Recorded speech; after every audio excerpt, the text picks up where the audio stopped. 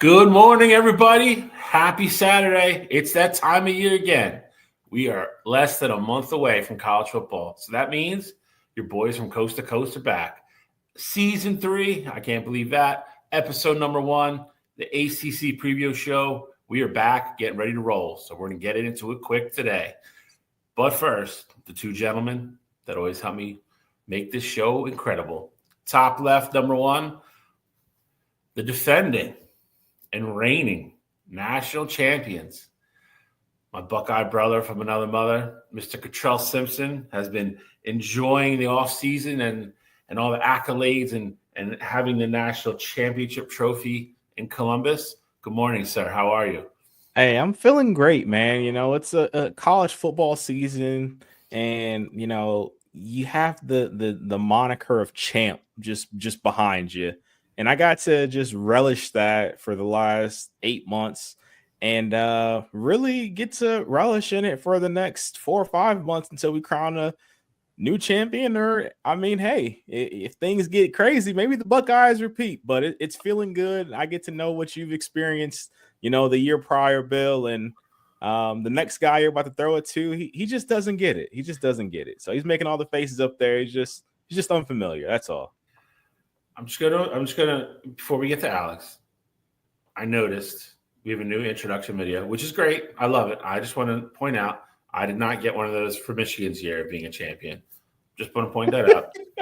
Favoritism, bullshit producing behind the scenes on this show. It's fine. But I digress. To the top right corner, the man with a lot of pressure this year. One of the favorites to possibly make it 3 years in a row for the Big Ten. Is this finally the year? Does Dan Lanning finally break through? Or does he lose the big one again? We shall see. Mr. West Coast, Mr. Eye Black, Mr. Oregon Duck, Alex Elmore. Good morning, sir. Good morning. Good morning. Sorry, Bill, you're going to have to speak up at this ACC party we're having here over at Austin Stadium for the preview show. It's really loud over here. But no, it's good to be back, Bill. Cottrell, the things I want to say to you, I can't say on live TV, so I won't. I'll hold those back. But no, I'm excited to be back. Ducks are going to take it this year, okay? And I promise you, I will not go as easy on you two as easy as you guys went on us when you guys won your national championships. I'm going to rub it in your face daily. I'm going to set calendar reminders to do so. So I'm excited for the season. And if we could honestly go 3 for 3 since the show started with all of us winning national championships, I feel like we got to go viral or something about that. So thanks for having me. I'm glad to be back. Let's get it rolling. I was just going to say, so it's funny that you say that because I don't know if you call it Wednesday show of Wire to Wire, but I tried to show you some love there. I said Coast to Coast is coming back on Saturday. I was like, you know, since the inception of the show, Bill won a national championship, then, you know, Ohio State won a championship, and I got to celebrate that. And I was like, maybe we go 3 for 3. Gene kind of came in and stole your thunder and said, it's going to be Penn State this year. It's not going to be Oregon. He's like, you know, forget Alex. It's got to be Penn State this year. So I just want you to know that the season hasn't even started yet. I tried to throw you a bone, but Gene just kind of came in and swiped it away there. So we'll see what happens. Gene is the proverbial wild card here. Because at his core, he is a Penn State fan. I don't know who his second team is going to be yet this year. My guess is it's probably going to be Texas, but we'll see. But yeah, he definitely he put down the Uno reverse real quick on Cottrell and was like, no. So either Wire to Wire is going to go 3 for 3, or Coast for Coast is going to go 3 for 3. But we'll see. Or it could be somebody else. But we will get into that over the course of the show, over the course of the season. Like I said in the intro, this is going to be the ACC Preview show. So we will always start with, obviously, lots going on in the offseason. So we're going to tackle that first, no pun intended. We'll get into the ACC previews, and then we're all going to pick one guy from the ACC that we think is a legit Heisman contender. And then all three of us are going to put our teams, 3 teams that we think potentially can climb up the top of Eliminator Mountain. So we're going to hop into, right away here and get going. And Alex, it's breaking the huddle time, sir. First one of the season, so let it crack. Shotgun, DC right, flip 90, dig, on the center, ready? Man, I tell you what, I gotta rewatch that movie. I haven't seen it since last football season. I'm gonna watch it for sure. But anyway, we're gonna start break the huddle, hot and spicy. The House versus the NCAA. In the upcoming revenue sharing era of the NCAA athletics, schools will be allowed to share a portion of their athletic department revenue with student athletes starting this year. This marks a significant shift from the previous model where athletes' compensation was primarily limited to scholarships and other benefits. About 75% of this profit sharing is going to go towards the football teams, as they are the biggest moneymaker for these schools. And each school is being capped at $20.5 million. It is rumored to go up to $32 million over the next 10 years or so. This has got to be a win, right? It's definitely a win. It's a win. It's a win that's too late, I would say, because this is. I don't think a lot of people realize when NIL originally came out, this is kind of how it was supposed to be structured. But the NCAA didn't want to deal with it. They wanted no parts in it. So they left it all to the schools. And now we have what we have. So we're not going to get into that whole thing. This is great for all the non-football sports, though, because now, I mean, let's just be honest. Like, outside of the football or most of the time the basketball teams at these big schools, you're not getting a lot of athletes that are getting NIL money that is significant. I mean, you look at all three of our schools generate a ton of revenue. So they are going to be teams that'll be at the 20.5 cap. And it's going to be great to allow all that money to trickle down into, the women's sports, the smaller men's sports, and, take a lot of the burden and take the pressure off those athletes, even if it's $500 a week. That goes, we've all been to college. That goes a long way, and just going out for the weekend, going out to dinner, not having to eat, at the food hall all the time. So I love this. I think it's a couple years later than it should have been done, because I think a lot of people got stubborn and just, didn't want to admit defeat per se. But I love it. I hope it continues. I hope the NCAA actually stays involved and monitors it, so that, other outside forces can't sneak more money into things that way, which I promise you somebody will try. But overall, for the smaller sports, I love it for all those athletes. Yeah, and I mean, I say I love it too. I think that this is, again, to Bill's point, something that really was the intention from the beginning. I also think, I don't know if we were talking about this today or not, but, President Trump ultimately introducing everything with, his idea to save college football as well, as far as making sure that third parties, it's not a pay to play kind of thing anymore. I think so.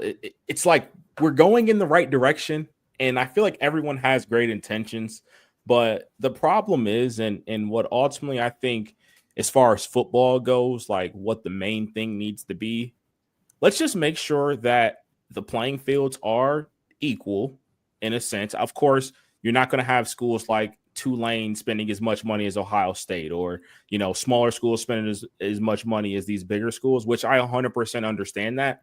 But if we're being honest, like, I think the last 3-4 years, I think we've seen a lot more parity in college football. It hasn't just been those same teams being successful. And of course, you have a lot of the same teams make the playoff and things like that. But let's be real. This past year, we saw an Arizona State team who Arizona State's a pretty decent market, but they gave Texas all they could handle. And I honestly think like NIL is a big factor in that. Like Cam Scatterboo was getting paid over there. Sam Levitt, we see how good of a quarterback he is. Like he's getting paid at Arizona State. I would say in other years, like some of these guys might not end up at some of these schools there. So ultimately, though, just kind of getting back on topic here, I just think that the NCAA is this rule here that they're trying to implement and ultimately trying to limit just these random businesses or random people just throwing money to get athletes to come into their school is going to be better for the sport long term. And we knew that there was going to be some regulation coming down at some point, because we've been saying it since the inception of the show that it was getting out of control. So we're moving in the right direction here. Of course, there's still more work to be done, but I'm liking this here. And, I think this is definitely a good move. Hey, man, I'm just hoping that somehow the schools are going to have to generate more money. And so I'm just hoping that the fans aren't the ones that are punished as far as ticket pricing, food pricing, drink pricing, like merchandise pricing. That stuff is obviously an opportunity to make additional funds to make up for the $20.5 million that they're required, or up to $20.5 million that they're required to pay these athletes. I just don't want to be buying merchandise that's double the price next season. That's what for me is a concern as a fan. You're not going to see double. You got to remember, you look at, say, just Ohio State and Michigan's situation. 100,000 tickets per home game.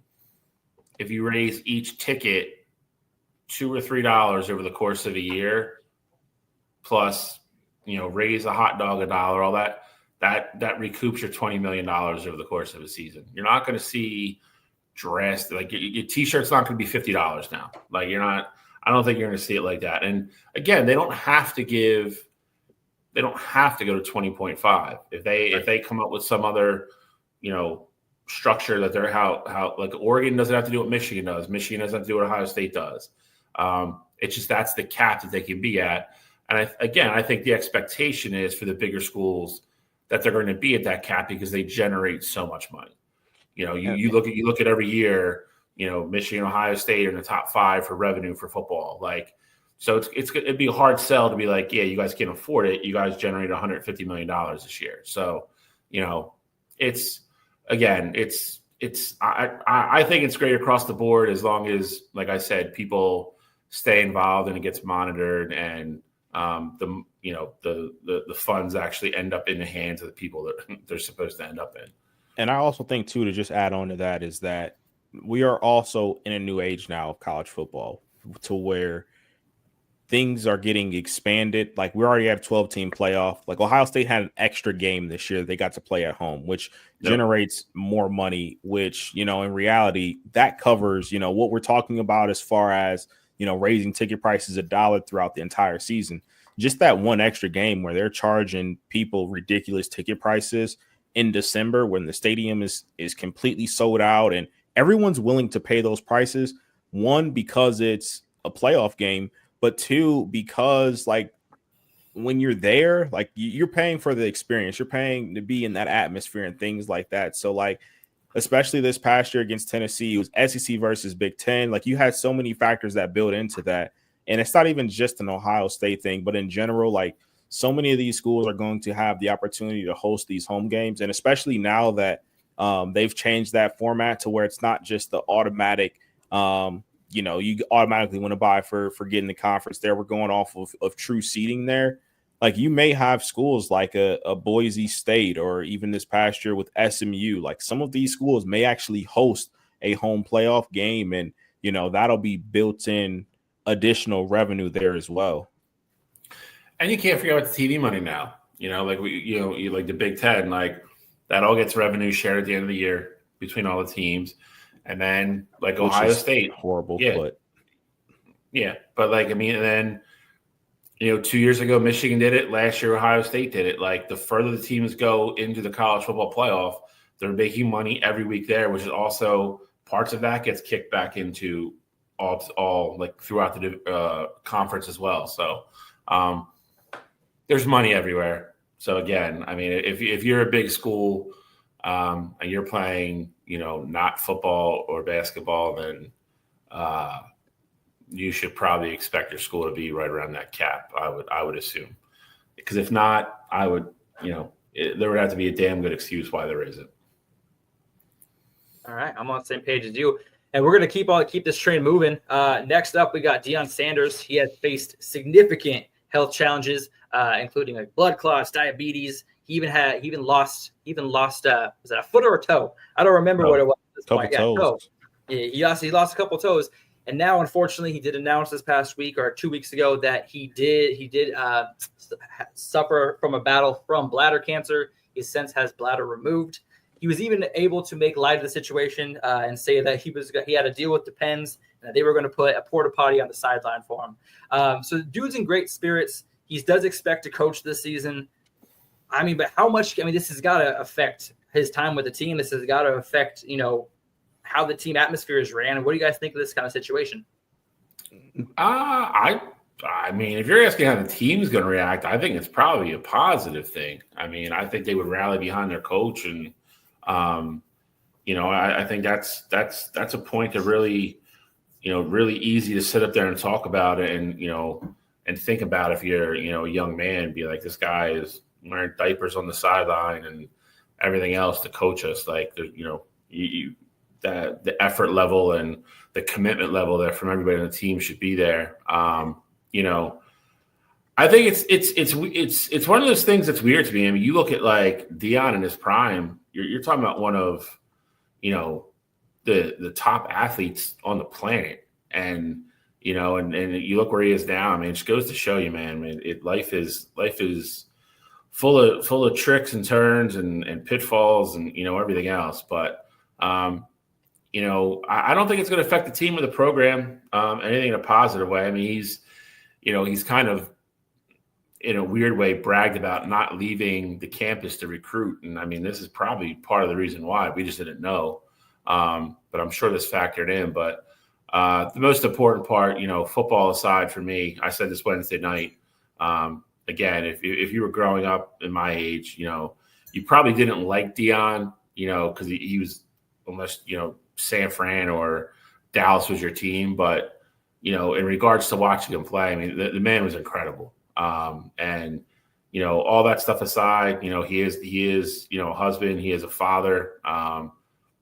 And the important thing that he's healthy, and hopefully the cancer stays away, and, he can continue to coach as long as he wants to, and, and move forward with his life that way. So he's definitely had his share of health complications. So hopefully this is it. And, he can get back to just relaxing and, having fun and coaching the team. And I think, just kind of piggybacking off what Bill said there, the big thing for me is that we, as a people, not saying like us individually or this show or anything like that, but like as a whole, there was a lot of conversations about, with Shedeur and Travis ultimately going to the league.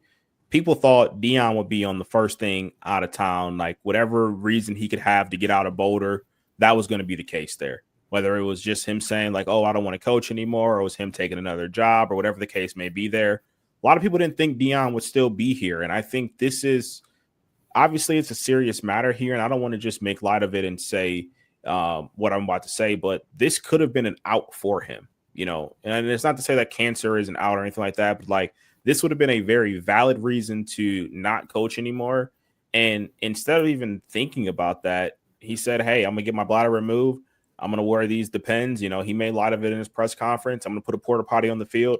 I'm going to do whatever I got to do to make sure I am the leader of this Colorado's Buffalo team, and make sure that we're doing everything that we can to ultimately deliver, or try to deliver, a national championship to the city of Boulder. So it's definitely commendable there. And, you talk about it inspiring the guys there. I definitely think it'll be that. But honestly, I don't think Deion had any issues in terms of recruiting. If you want to be in the spotlight, things like that, like he's gotten Caden Salzer. Obviously, Jordan Seaton was a 5-star kid that played on the O-line that went to Colorado there. So he's never really had true issues in recruiting. But I think if you're a parent now, you're like, all right, well, Shedeur's gone, Shiloh's gone, Travis is gone. Like, he has no ties here, but this guy is willing to battle through cancer and make sure, he's leading these young men to battle week in and week out. Like, all right, maybe Deion is serious. Maybe this isn't just about the, highlights, or this isn't just about the prime TV shows, or, the reels and just having that fame around Boulder. Maybe he is genuinely trying to coach and do what he can to better the young men's lives, but also do what he can to make sure that his team is in a position to be successful there. So like Bill mentioned as well, definitely wish him the best as far as, health goes. And, he's had a litany of health issues in the past there. Hopefully they can start to slow down there for him. But ultimately, I think the perseverance there is commendable. And ultimately, I do think this will be a good sign for Colorado's football program moving forward. Yeah, I just looked it up while you were talking, and with him not being able to leave campus and him going through all this health stuff, Colorado still finished ranked 20th in the transfer portal and the second best class in the Big 12. So that speaks volumes alone to what kind of coach he is, the kind of players that he's still able to bring in without being on the recruiting trail. So, hey, we're obviously going to be watching. He's going to be top news every week, I feel like, especially with without his son, without Travis Hunter, really kind of see what he can do with some new players in front of him. So I'm excited. It'll be interesting to see if, obviously we hope not, and that this doesn't affect any games this season and that he's on, on the sideline for every game. But I would definitely be watching, and, I'm happy of the way he handled the situation. He could have came out and had a somber press conference. He kept it light. He kept it honest. And, he was able to kind of make jokes of the situation. And that's huge to speak to the kind of mindset he has. And that shows why players want to kind of gravitate towards him, because, that's the kind of atmosphere he has and holds in the locker room. So we'll see if the guys rally around him and see what kind of season Colorado has. And I'm sure we'll talk a lot about it when the Big 12 preview show comes up here next week or the week after. We're going to keep this train moving. A lot of transfer portal news, but the biggest transfer as of recently is Jake Retzlaff from BYU.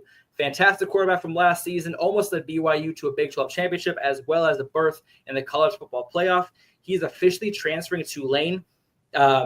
He was suspended from BYU for breaking the honor code.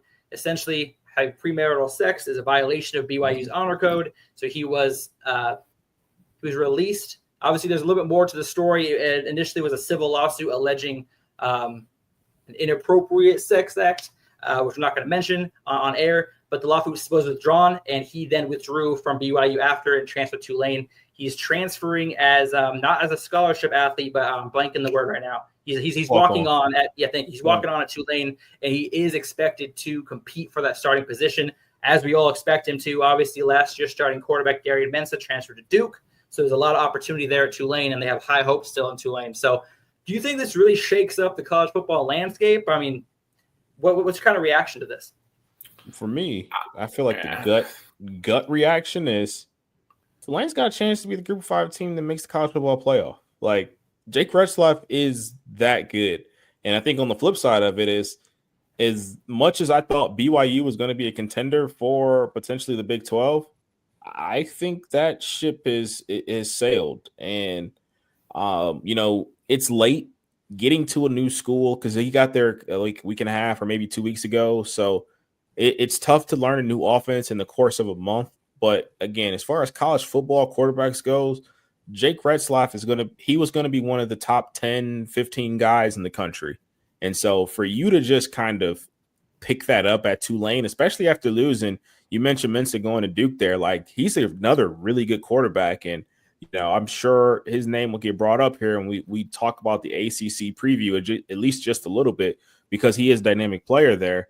I think this is an upgrade from even that, which is, kind of crazy to say there. So for Tulane to just give him this opportunity here, he's a walk-on. He has to kind of prove what he's going to do and earn that spot there. I think this makes Tulane a serious contender. And, before this move happened, I wouldn't have thought as Tulane being one of those potential Group of 5 teams to make it. But now they absolutely have to be on your board as one of those teams that could potentially sneak in. Yeah, I agree with everything Cottrell said. For Tulane, it's Christmas come early. To lose your quarterback to Duke, and then have Jake Retzlaff fall in your lap. Literally. That's got to put some pep in your step to coming into the season if you're Tulane. Hardest part is what Cottrell said is going to be getting him ready. I would say college offenses in general aren't as complicated maybe as pros, but to learn a whole new offense with no reps, before they started camp, a couple days ago, like everybody else, just staring at a playbook, probably going to be tough. But if they get through the first couple games and he can get his feet under them, it's like Cottrell said. Tulane went from mid-pack to, we see how important quarterbacking is, especially in college football. And I think that's, not to put the, cart before the horse, but, a couple of weeks from now, we really get into the season and making picks and, rankings and everything else. Like, a ton of uncertainty at the top of the rankings with all these big teams because so many teams are breaking in a new quarterback. So for Tulane to get him, an absolute gift, congratulations. I wouldn't play the lottery or anything for the rest of the year because you already won. BYU, it is a, quote unquote, a religious university. I understand the code. I'm not going to comment on that, one way or the other, but that was a team that started 9-0 last year and lost two really close games late in the year that if they probably win just one of them, they're probably in the Big 12 championship game with a chance to go to the college football playoff. And you just lost your starting quarterback now. So they're in the darlings. Yeah, they were. And now they are looking, they're looking down the barrel of the shotgun now. Now we went from thought we were coming into camp with, to Cottrell's point, a top 10, top 12 quarterback in the entire country to we're now breaking in a new kid in a wide open Big 12. So, a lot of different fortunes for different teams, but it's college football. You almost have to expect the unexpected anymore. I totally understand. I get BYU side of it. Like, hey, you broke our code of ethics. But here's the thing. BYU was founded as a Mormon university. Jake Retzlaff is Jewish. He's very open about it. They had shirts made last year that said BY Jew on them for him.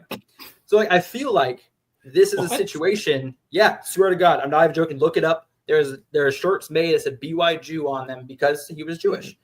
And I feel like this is not great either. So if you're going to allow somebody with different beliefs than your university has to play on your football team, I feel like you got to be a little bit lenient on your code of ethics. If they don't, no, you go ahead. Tell me. Relax, there, Kirby Smart. So my thing with that is, when you go to BYU, I guarantee you, like without a shadow of a doubt, when the coaches, when the scouts, when everyone's in your living room having dinner, breaking bread with your parents, your grandparents, who's ever watching over you, they talk about those code of ethics things because that's a non-negotiable. Like for that university, it's built in. If it happens, you're out. That's why there was never any gray area with this. Jake Retzlaff, to what we've talked about so far, top quarterback, one of the top quarterbacks in the country. And there was never let's see how this plays out. And, you talked about the civil suit as far as like the sexual assault portion of it goes. Of course, that muddies a ton of waters for a separate reason there. But regardless of that, once they found out that it happened, there was never an opportunity for Jake to get back on this football team. Like it was just a matter of figuring out what he was going to do moving forward there. So while I get your premise and I actually agree with what you're saying there, I just think that with a school like BYU, they make it so known from the beginning that when you sign up and you go through that and you decide to go to BYU, you know what you're getting yourself into. Very similar to, and it's a different concept, but same principle here.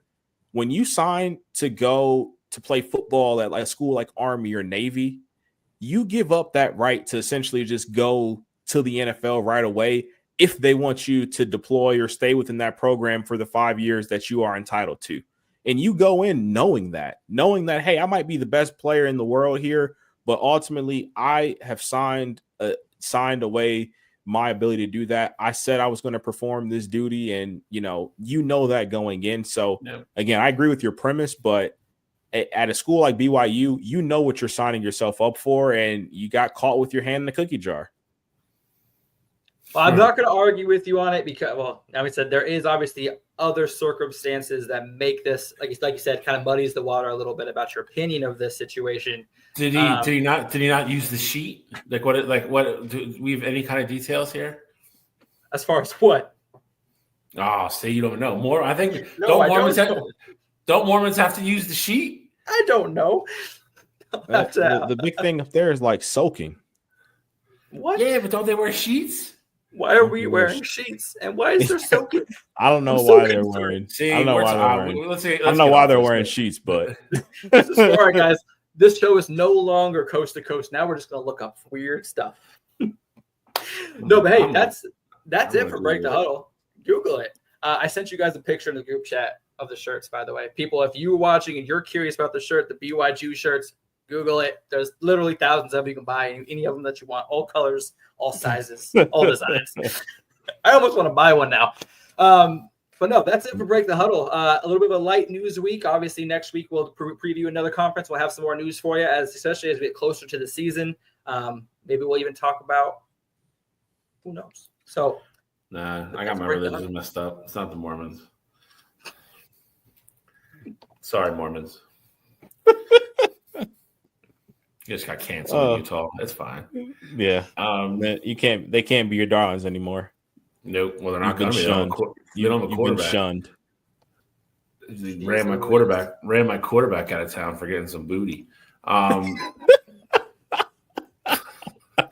So, on a side note, isn't it? Maybe it's. I think BYU don't. I think you have to do the. I can't think of the word. It's like the trip thing. Make it trend. Hashtag canceled in Utah. Yeah. No, it's like you have to do. I don't know what it's called. I know before you graduate, you have to like go like abroad. Yeah, mission trip. Yeah, everybody has to do that. Yep. Yeah. So, yeah. Again, what was it? They were saying that one of their top prospects that signed is going on his mission before he goes. Yep. To play, which I think is smart. Yeah, get it out of the way. I mean, especially if you go to redshirt anyway, if they're like, "Hey, we'll redshirt you," go get your, go to your mission, get it out the way. I forgot. I don't remember the name of the player who did it, but I remember reading an article about it a couple weeks ago. So, yeah, no, exactly what you're talking about. Well, I guess it's stuff like that makes you understand like how serious BYU is about maintaining some sort of direction with the religion. So, I guess that's kind of an example of why this is such an important thing to them, because obviously losing him as the quarterback is going to cost you at least 2, maybe even 3 games this next season with just his playmaking ability alone. So maybe more than that. Yeah. I'm not sure who the backup quarterback is or who's going to be starting this year. So Huddle was closed and everything. So yeah, I'm sure we'll talk about it more in Big 12 week. Absolutely. We will. But this week, Atlantic Coast Conference Week, the ACC. Coming off a year, they got 2 teams in last year. SMU and Clemson. SMU and Clemson. SMU. And that's old news. They are 2 teams that are looking to repeat. We just hop in this and go team by team, however you guys want to do it. But I think the ACC is going to be really competitive this year. I really do. I'm hoping some teams bounce back and have better years than they did last year. And then obviously you have the SMUs of the world and Louisville and even Georgia Tech and some of the smaller schools that I think are going to have good years. So I think it's going to be a competitive conference. Yeah, I mean, for me with the ACC, the thing that I'm most excited to see is the impact of the transfer players. Seeing what kind of impact Carson Beck can have in Miami, Miller Moss in Louisville. Like they said, the new guys on campus, I want to see the impact they can have. Can Miami rebound from last year, and can Carson Beck keep Mario Cristobal's job essentially for him in Miami? And can Miller Moss essentially pull a Tyler Shugg and almost revitalize his career in Louisville and become an NFL draft pick next season? So there's a lot of storylines that we all want to follow. Thomas Castellanos, transferring in conference to Florida State. All the poop he's been talking about the opening game against Alabama. Like, I'm excited to see this kid on the field. I know what he can do. I've seen him play, and I'm excited to see what he can do with Florida State and trying to get them back, especially with Gus Malzahn now on the staff. This is going to be a whole new looking Florida State team, and they're going to make last year look like obviously a little speed bump in the road. And then obviously SMU, they were my darlings from last year. I had them predicted to make the college football playoff last season, and lo and behold, they did. Who's going to be that darling this season? Because I'm telling you a little sneak peek, I'm not picking SMU again. So stay tuned for that. But I'm excited for this ACC season. This might be the most interested I've been in the ACC in a couple of years. Yeah, I mean, I don't disagree. I think, obviously, I think you start at the top with Clemson. I think they are on paper. I think they're the best, most complete team. Obviously, with Cade Klubnik coming back and being, he's already on the short list for Heisman. He's one of the favorites already.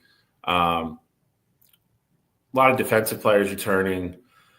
That trio of wide receivers, they really started figuring out at the end of the year and made that push at the end of the year to get in the college football playoff. I think they're the team to beat, not necessarily saying they're going to win it, but I think they are the team everybody's looking up at. You mentioned Florida State, who is acting like they just came off a college football playoff, not a 2-win season. Yep. I think Mike Norvell starts the year on a hot seat. I think if they do not have a good year this year, I think he's gone, and then I think you will see a lot of calls for the gentleman we talked about earlier to come home. So, between that, we mentioned Carson Beck already. And like you said, you got SMU, Miller Moss, still got Georgia Tech down there, like I said, and a couple other teams. I think it's gonna be a wide open conference, and I think it's gonna be a lot of good football. So I don't know who we're gonna start with here. I'm not in control of the buttons. No. But like I said, before we get started, I'm just going to give obviously the odds makers have kind of an idea what's going to happen. Clemson is right now the favorite to win the ACC at plus 105. Obviously, with returning Cade Klubnik, a trip to the college football playoff, understandable they'd be in that spot. Miami is a second favorite at plus 380, followed by SMU and Louisville, both at plus 850 for their rounding up the top four as far as favorites to win the ACC. But Bill, let's start with a team that you kind of just mentioned. Let's look at Florida State's schedule. Obviously, they got a lot of new additions to the team, new coaching staff, or new members on the coaching staff. And they said they start the season right out the gate against Alabama, which is going to be a tough one. Luckily, I said, obviously it is labeled as a home game, but is it in a neutral field? I want to say yes. So I think so too. Superdome? I actually think that game is at Florida State. Oh, okay. Well, then now I understand the cockiness a little bit.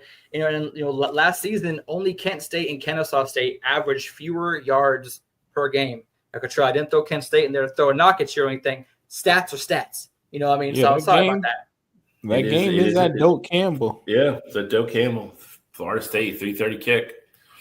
Well, hey, man, I'm excited for this Florida State team this season. Like I said, I talked about him earlier. Thomas Castellanos transferring. He's one of probably my favorite players to watch. He had over 1,000 rushing yards in 2023 and 13 rushing touchdowns. He's lights out when he has the ball in his hands. And obviously, with Gus Malzahn's new offense that they're going to be implementing at Florida State, I'm going to be interested to see how they utilize him. And they just got to keep him upright because last season he only played 8 games for Boston College, but he was sacked 19 times. And that led to one of the reasons why he was benched because of his poor performance.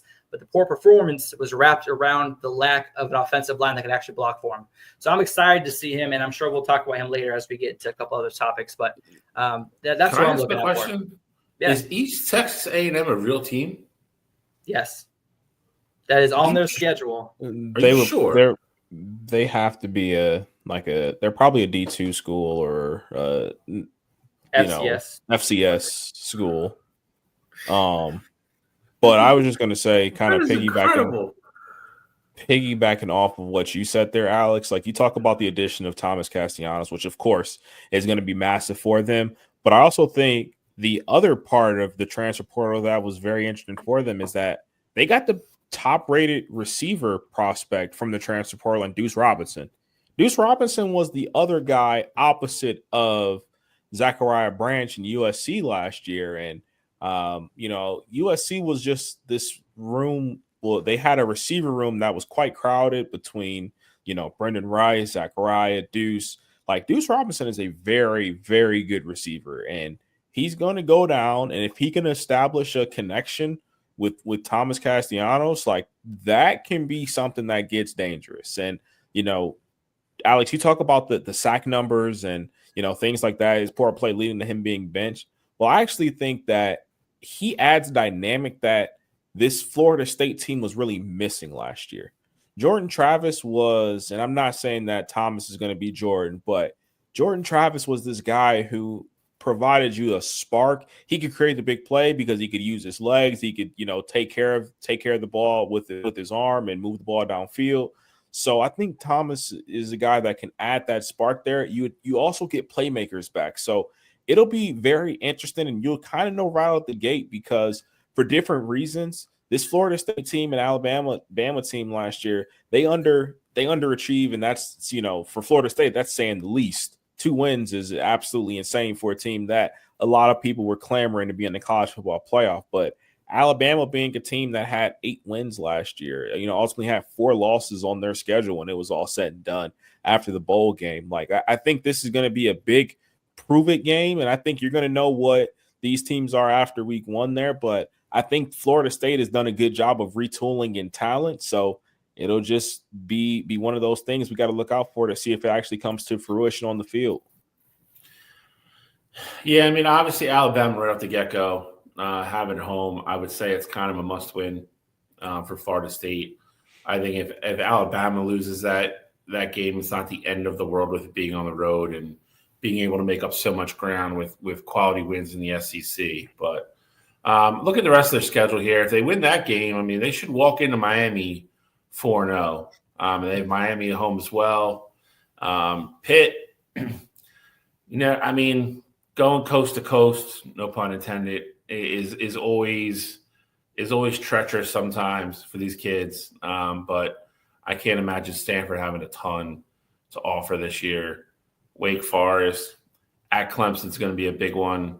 Actually, I mean, their last 4 games, you could argue that's a tough closing stretch. Go at Clemson, home against Tech, and then at NC State, and then finish with the Gators, who is another team we all expect to be vastly improved from last year. So, like Cottrell said, you're going to find out, if they've turned the page here and turned the corner from last year real quick, because Alabama's another team that is coming off a year that is not acceptable to their school and not acceptable to their fan base at 8-4.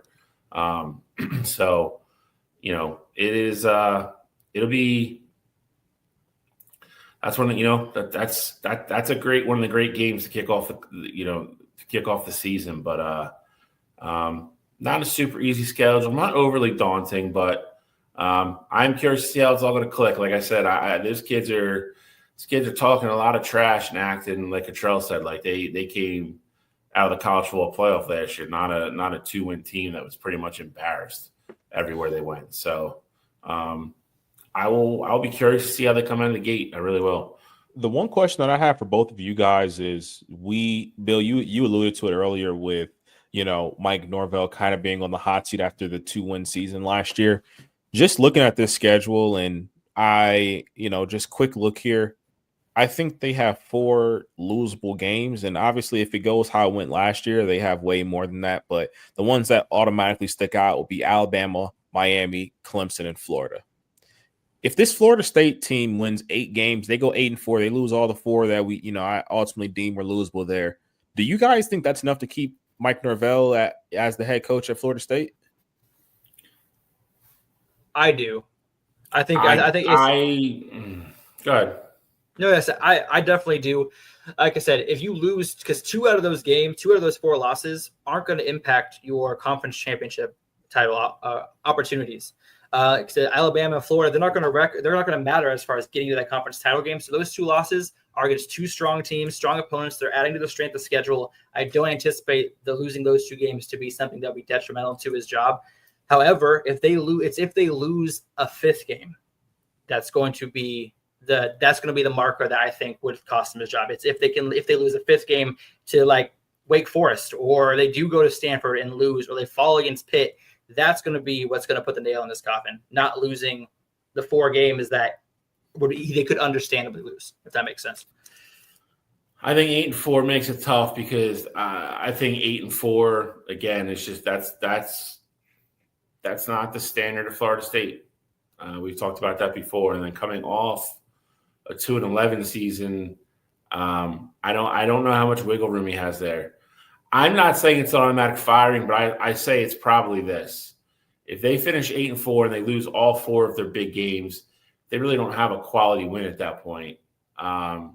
That's going to make any kind of noise. They're not going to make the college football playoff. At that point, I think somebody's picking up the phone and calling Dion. And if Dion says no, then maybe Norvell gets another year. But I think if Dion says, yeah, I'll leave, like if you offer me a job, I take it. I think Norvell's out the door in about 5 minutes. What do you think, Cottrell? I mean, I think honestly, I hate agreeing with you guys. Like, I like to have original thoughts here, but I think if they lose all 4 of those games, it's going to depend on who is around. I do think Dion, of course, be that first call, but I don't think Dion's going to be the only call. Like, I think you have other guys that may be looking out for a job like Florida State there. I mean, just kind of looking in the past here, you've had Dan Lanning in recent years go from Georgia to Oregon. Like, you've had Kalen DeBoer leave Washington and go over to Alabama. Like, Florida State is one of those jobs where, although they haven't been, completely relevant the past decade, like, they have their ups and they have their downs. Like, Florida State is one of those jobs that's still a top 15 job in the country. So I think they're going to have to kind of survey the scene. I think it's going to be smart for them to have these calls behind closed doors and not actually fire them. But if people have their interests and they say, hey, if this job becomes open, like, would you take it? I think it's going to be one of those situations where Norvell will be out the door, because the one thing that, outside of just kind of staying in state here, the one thing that Billy Napier had going for him was that he landed DJ Lagway. And obviously last year wasn't a great year for Florida, but he had the luxury of tying his name to a recruit. Hey, DJ came in because of me. We saw he had a ton of talent. Keep me around and see what I can do with him. Getting a transfer portal guy in back-to-back years here, you had, DJU last year. Now you got Castellanos. Like, you're not tying yourself to a future at Florida State. And so I think it would be easy for Florida State to let him go, knowing that there's not like a recruit coming up in the pipeline, definitively that's supposed to be this next superstar of college football kind of waiting in the wings there. Can I say something a little crazy? Like, obviously Dion would get a phone call, right? If he were to get fired, Dion's going to be the first call. But am I too bold in saying that Mike Norvell's replacement is already in the building, and Gus Malzahn? Due to 62-30 in 7 seasons as a head coach, he won 2 SEC championships in 2010 and 2013. Like, is it too far? Yeah, I mean, is it too far-fetched to think that the replacement's already there? No, I mean, if I was Norvell, and they hired him, I think that always has to be in the back of your mind, that you bring in a guy that has those credentials, that has proven he can run a big program like that. That makes your leash a little bit shorter, because, to your point, if you're calling Dion or whatever, if Dion does say no, they do have a guy also at that point still in the building that they probably feel very comfortable with saying, hey, if we turn the program over to you, or are you willing to accept it? So, that's the brutality of being a coach at, like Cottrell said, a top 15 program. It's you get all the clout and you get all the credit and you get all, the good things that come with it, but it's a shit ton of pressure. If you're Florida State, you're Florida, Tennessee, Georgia, Oregon, Michigan, Ohio State, Penn State, you're expected to put out results every single year. That's what they're looking for. It's not rational to think you're going to win the college football playoff every year, but especially now with it expanding, like, they want their teams at least in the football playoff every year, or at least competing for conference championships. 2-11 and 8-4 in back-to-back seasons, I think is going to be a really tough sell for him to keep his job. I also think, too, to your question, Alex, about Malzahn being the guy, I think it's going to be a matter of how the season looks. Like, because if you go 8-4, but then, in those bigger games, like you score 3 points, you score 10 points, like I do think that's going to matter, too. So Malzahn is not just there as like an advisor or anything like that. Like he's the OC at Florida State. And so I think it's going to be a big thing if the offense is moving the ball a ton. So, I mean, I think, could he be the guy? Yeah, I mean, absolutely. But I also think it may be one of those situations where it's like, the devil is better than the devil you don't. So if Norvell is a guy that won 8 games, like I don't know if Malzahn is a good enough hire to where it's like, all right, this is a guy that can move the needle here, especially in 2026 at that case. Because we're talking about his past. The numbers you mentioned were great. Like he has a great resume. Don't get me wrong. Like he was at UCF when Mackenzie Milton was there, and they were winning games and things like that. But as far as him being like super relevant, national championship, things like that was over a decade ago. Like times have changed in the college football landscape. So I don't necessarily know if Gus Malzahn is the guy that you say, hey, Mike Norvell, it's time for you to hit the road and, just kind of make him your new leader there. I'll tell you also what else he is, though. He's a safety blanket, though.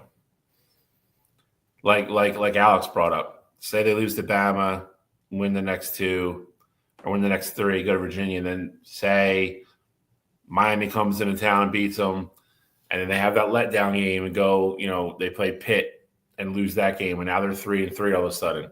Maybe Florida State pulls the trigger there. They pull the trigger there.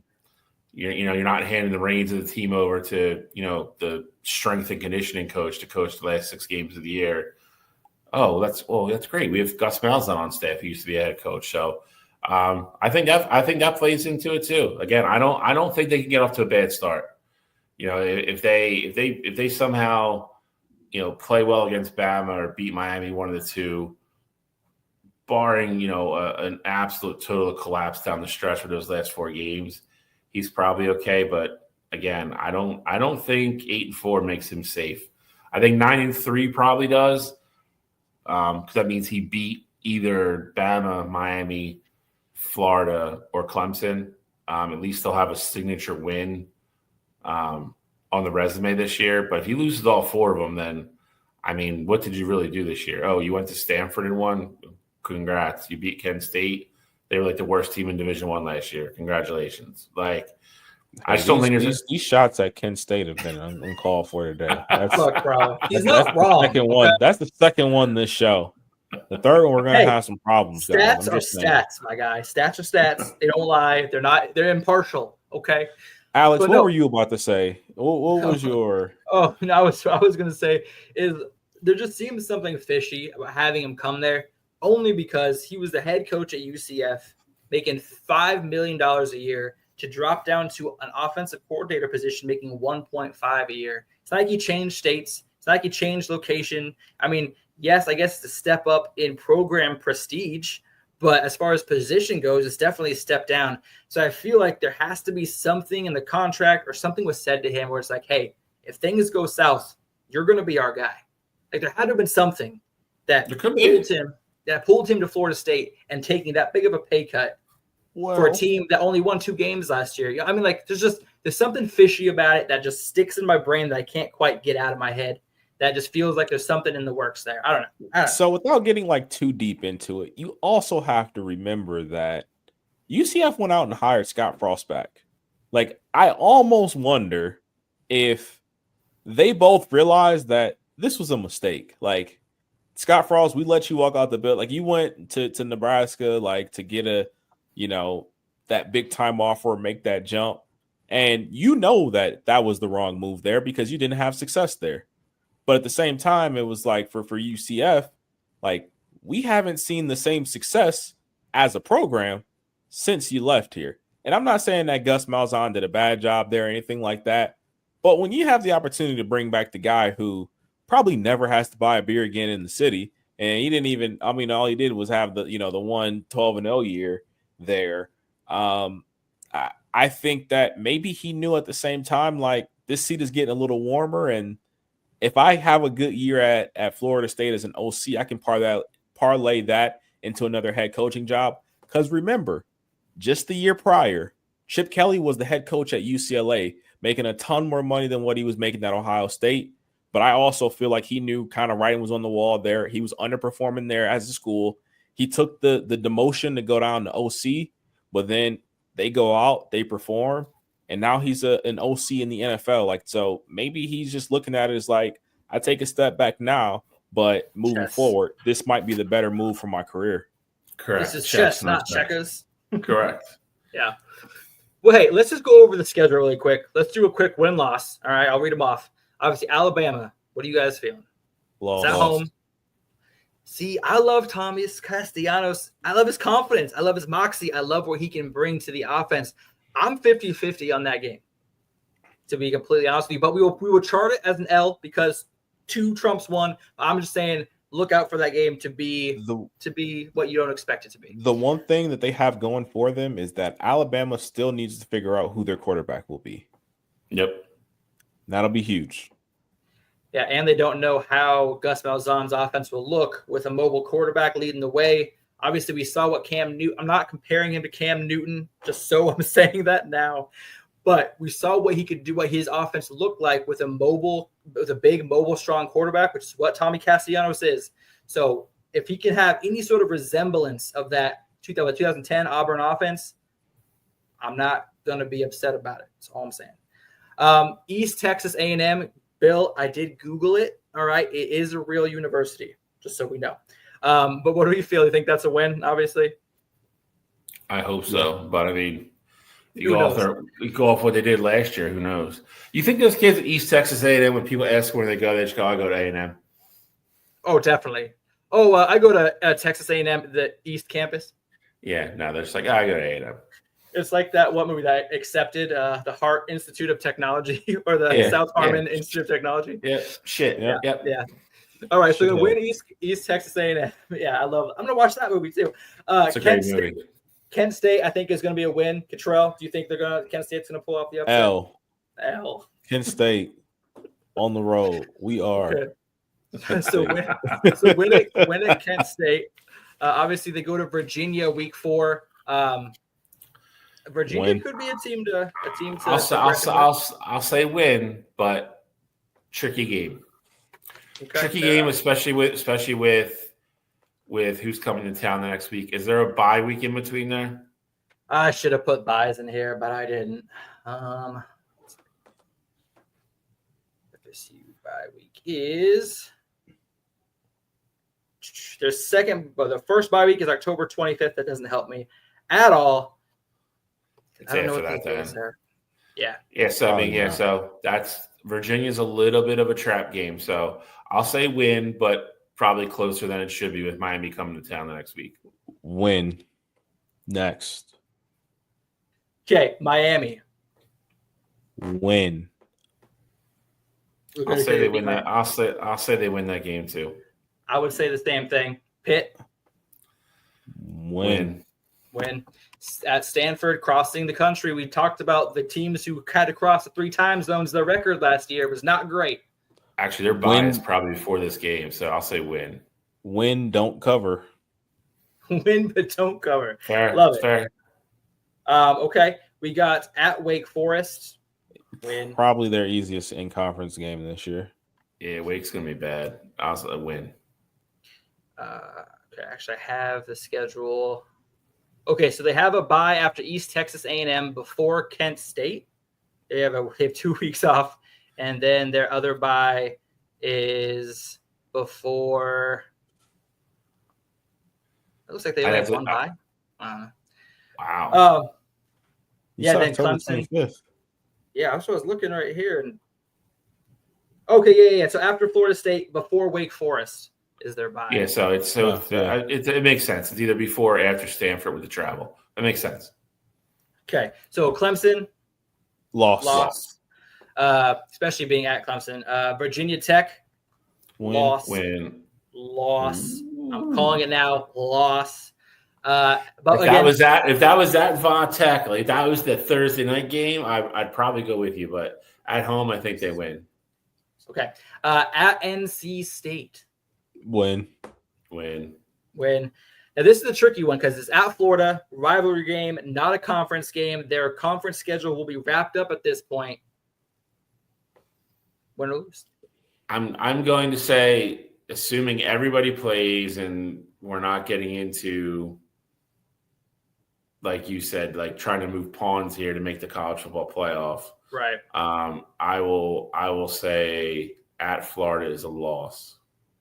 I would agree with you, but I think the health of I'm not blanking his name right now. DJ Lagway is a little bit concerning. The fact that he is in a boot right now is making me, like I said, late in the season with how they're going to use him and how he plays the game. As long as he's healthy, I think Florida wins that game pretty easily. That's the only question mark, though, is if he's going to slide this season more, not take as big of hits, he's going to go out of bounds, step trying to get to those extra couple yards. Obviously, we're not talking about Florida right now, so I'm sorry for getting off topic, but there's a lot of question marks around that game. But if everyone's healthy, I think Florida takes care of business, and that puts them at 9-3 with one conference loss. And that probably puts them in the championship game against Clemson. Yep, that's what it sounds like to me. I would think so. So it looks like that Miami game is going to really be the make or break game for them. And then obviously I think Virginia Tech's going to have something to say about it before it's over, said and done with. But that's we'll save that for later. So yeah, I mean, 9-3 season. According to what we said earlier, he would keep his job. They make the ACC championship game and have a shot at the college football playoff. I think that's best case scenario for them. I did too. I mean, I think, just kind of looking at it here, the Tech game, of course, is going to be one of those ones that could go either way. I also think Pitt is going to be sneaky good this year as well. I think they have weapons on offense where they can have like an explosion of points there in certain games, especially if Florida State doesn't have their A game there, and especially if the game against Miami is as big as we all think it is. Like, it may be one of those games where it's, they fight, and then they finally win. And then the following week, it's like you exhale, and we've seen, weeks that happens. So, I mean, it'll be interesting to see there. We saw last year with the Vandy in Alabama. Like, Alabama had beat Georgia in the game, and then the following week they go to Vandy and they lose after the exhale. So, I think that could be one that's sneaky too, but I think Florida State is going to rebound. They're going to be a pretty good football team this year.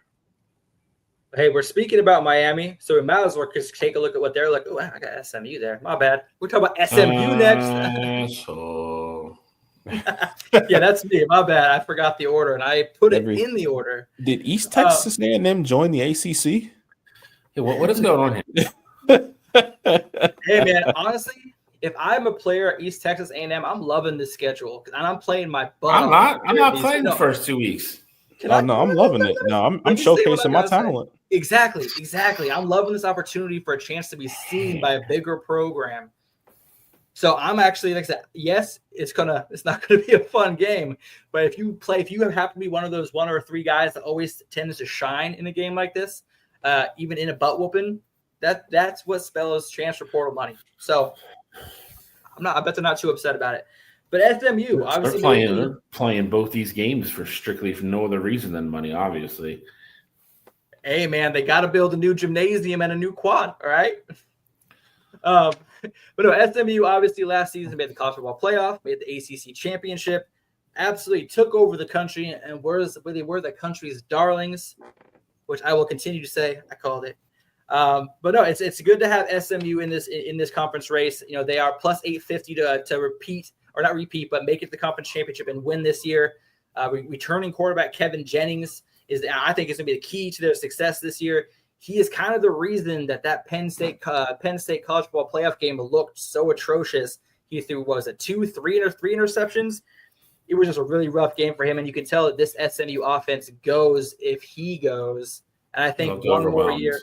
Yeah, I think one more year of maturity. I think getting stomped like that in an atmosphere like that, I think is the most humbling and growing experience you can go through. And I think that he could take a big step forward this year. But what are you guys thinking about SMU? Listen, I think it's viable, and it's more than likely he takes a step forward this year. I also think that offense has lost a couple pieces. They're not going to be, not say they can't be the same or replicate the success they had last year. The other problem you're going to have is SMU's not going to sneak up on anybody this year. You're not going to have that, like you said, like to be somebody's darling. Like they're out of that category this year. There's expectations there now, especially with your quarterback back. So I think between that and then, I know they have a decent amount of holes to fill on the defensive side of things. I think they'll have another good year. I don't know if it's college football playoff again. I think they would need a little bit of luck or a little bit of, some stuff to go their way. And I think, and again, just glancing at the schedule, it's not overwhelming. It's not overbearing or anything, but again, they're not going to sneak up on anybody this year. They're going to give everybody's best shot. I think, a lot of those games where they blew people out last year, they're closer games this year. And you got to stay healthy again, which is always part of the plan to get to the end. So I think they're going to be very good. I think there's going to be a whole pack of teams in the ACC that are 9-3, 8-4.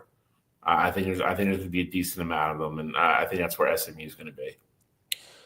Just kind of looking at their schedule, like you just said, a quick glance here. The one interesting thing to me is that SMU as a whole, like for me, they're a question mark.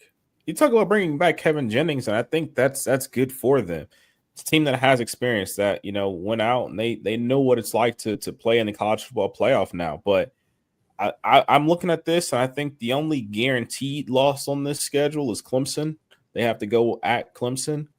But I'm looking at this, and like SMU might be a team that ends up with 5 losses at the end of the season. Like I think Baylor's going to be a good football team this year. If Miami is what they were, or just around that ballpark, like that might be a game that they lose. Look at Louisville down there. I think that could be a game that could get a little bit dicey there. Syracuse had a good year last year. And I think they're building and going in the right direction. So like, there's games here where I'm like SMU absolutely could and even potentially should win these games. Like a lot of those games that I mentioned, all of them were at home, outside of the Clemson one. So they will have an opportunity to win them, but. I think it's a lot of known this year for me with SMU. And to your point, Bill, people know what SMU is capable of. Like they're not going to just kind of sneak up and be like, oh, this team that's kind of sneaky good, things like that. Like they're going to get everybody's best shot moving forward here because I'm sure we haven't seen the rankings yet, but I'm sure SMU will be ranked going into the season. And with that number comes a target on your back, especially for, some of these other schools that won't be ranked early on in the year, like a Baylor or a TCU or a Syracuse there. So I do think they will have that target on them, and it'll be interesting to see how they respond. The quarterback position is what matters most, and Jennings is a good quarterback despite what he displayed in that college football playoff game. But I'm looking at it as a big unknown, and I truly think they have a wide spectrum of where their season could fall. Yeah, I mean, and Bill, you kind of mentioned it, that the biggest question mark for me is not necessarily the offense. I think the offense is not going to have the issues. I think it is the defense. And I think that though they did improve their secondary, they did lose a lot of talent on the defensive line. And I think my concern is that teams are going to be able to run all over this their front seven. And so that'll be interesting to see kind of what their defensive line looks like, their linebacking core. Because like I said, the secondary I feel confident in, especially with the pieces that they added. But it's the defense, and that's really what I want to see. And like I said, Kevin Jennings has to take a step forward.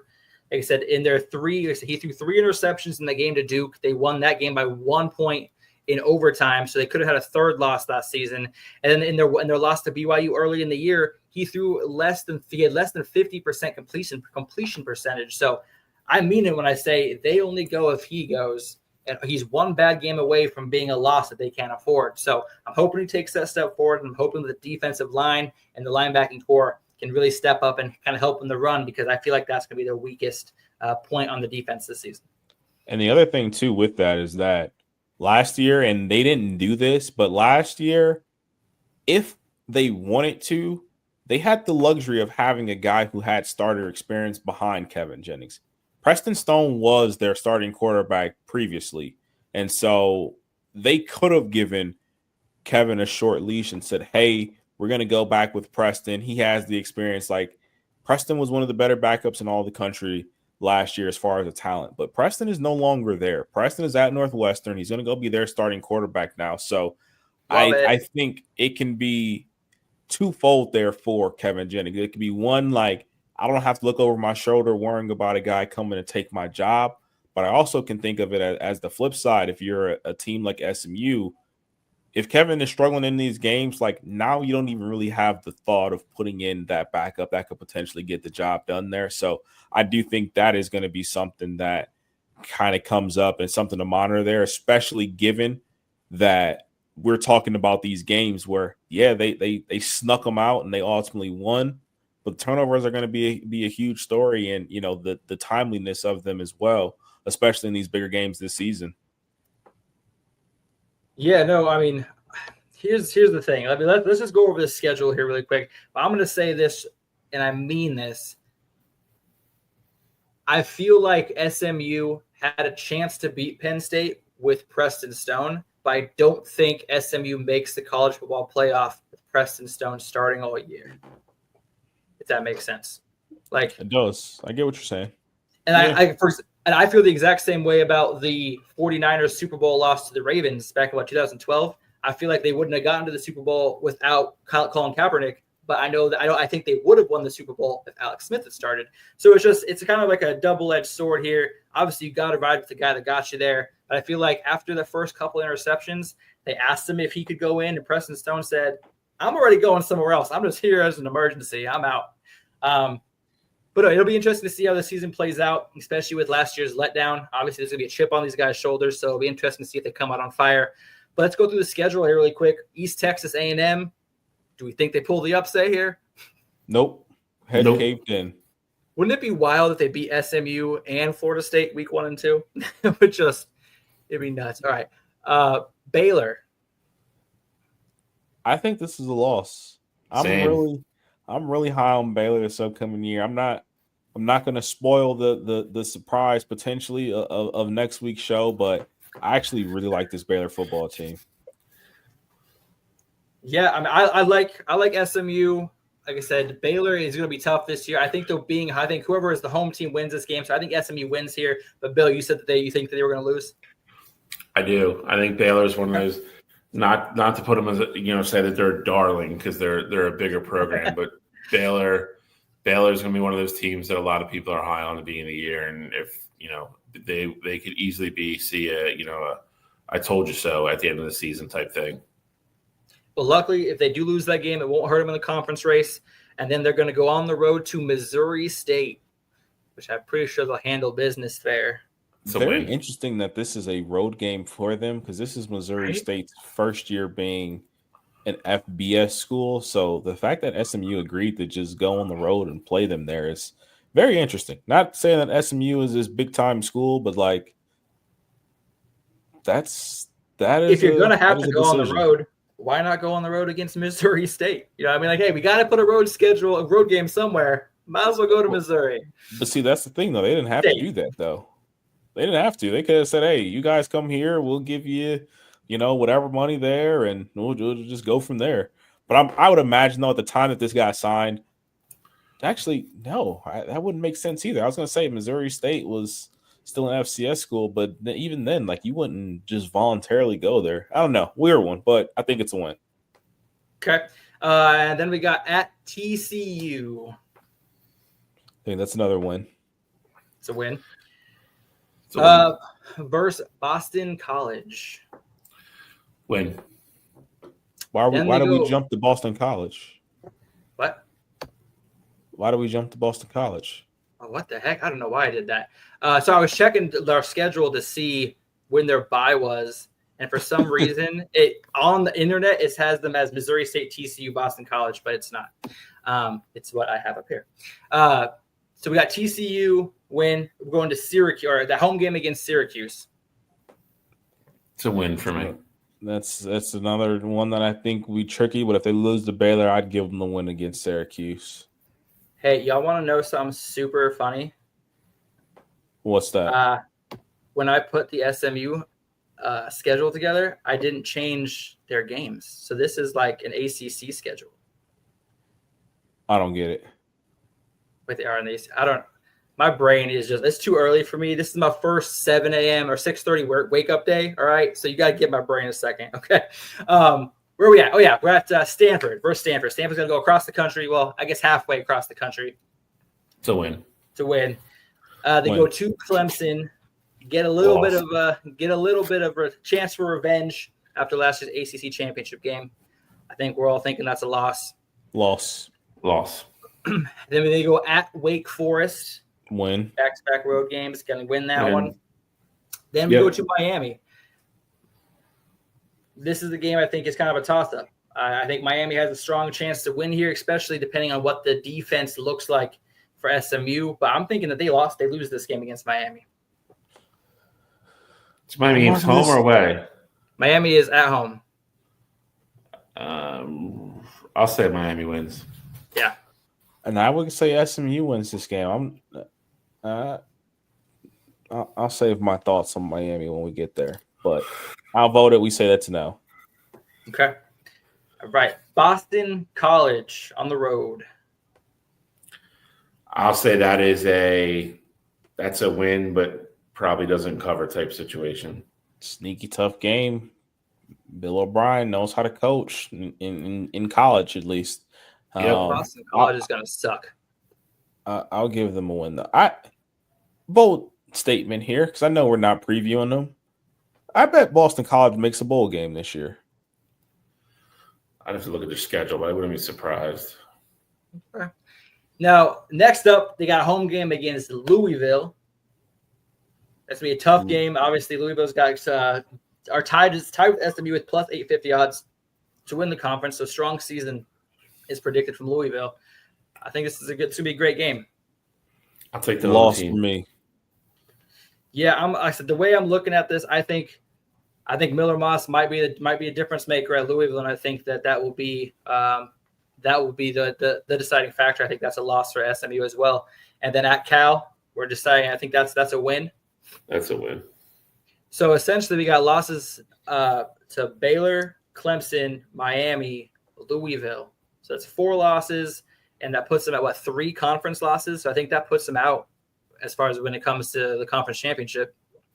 Yes, agreed. Yep. We are on the same page there. Again, I think this is – would I be surprised if they only lost 1 game and it was to Clemson? No.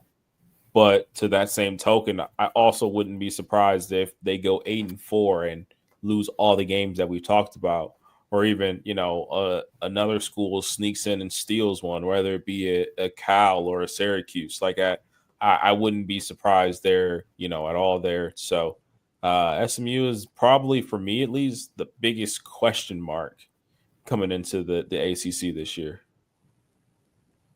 Okay, yeah, I can't disagree.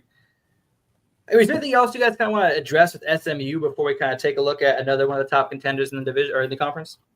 No, I think they're like I said. I think they're in that group that's going to either be 9-3 or 8-4, and I think they are one of the teams that has a bunch of key pieces coming back, but also a lot of people they have to replace from last year. So it's going to be a race to see which one of these teams gets their new starters, up to speed the quickest and playing the best football. That's who I think is going to win down the stretch. Yeah, now that I look at the schedule, what worries me is let me see when this game, what the date is of the game with Boston College, because we saw how ineffective SMU looked in cold weather. And depending on when that game in Boston College is, we could be looking at some additional bad weather for them in that game. That might even change my opinion on the game. Oh, the time is To be determined. What's the date, though? Sorry, guys. I know I'm 11 November 8th. Yeah, November 8th. So we're probably looking at some cold weather in Boston when that time for that game comes around. That could change the outcome. That could change my prediction when that time comes. So we shall see. Who we got next? Clemson. They are the conference favorites at plus 105 to win the conference championship. Obviously, they bring back Heisman hopeful Cade Klubnik for a senior year. Made a hell of a run in the college football playoff last year and looking to kind of return to dominance. They actually utilized the transfer portal this year, which is something I thought we would never see. What's you guys' opinions on Clemson? Should they be the favorites to win the division like this? I mean, I think it's tough to not have them as the favorite. I mean, when you bring in a guy who is universally looked at as a top 5 quarterback in college football, and you have what you have on the defensive side of the ball there as well, I think it's tough to not view Clemson as the team to beat in that conference. And I think the part that makes it even more tough is that last year, universally, we all kind of thought it would be a down year for Clemson. And it really was up until the end, and they got to the conference championship game and then ultimately won it. Like, let's not forget, like, that Clemson team was the last team in at 12, but they were really ranked like, 16, 17 going into that last week there. So, yeah. I mean, this is a team that brings back a lot. And it starts at the helm there. So for me, absolutely, they should be your favorites coming into the season. I agree. Like I said, it's all going to start with Cade Klubnik. He took a huge step last year, 38 touchdowns. I think 12 interceptions, something like that. And like I said, that whole trio of wide receivers I know are back this year. Pair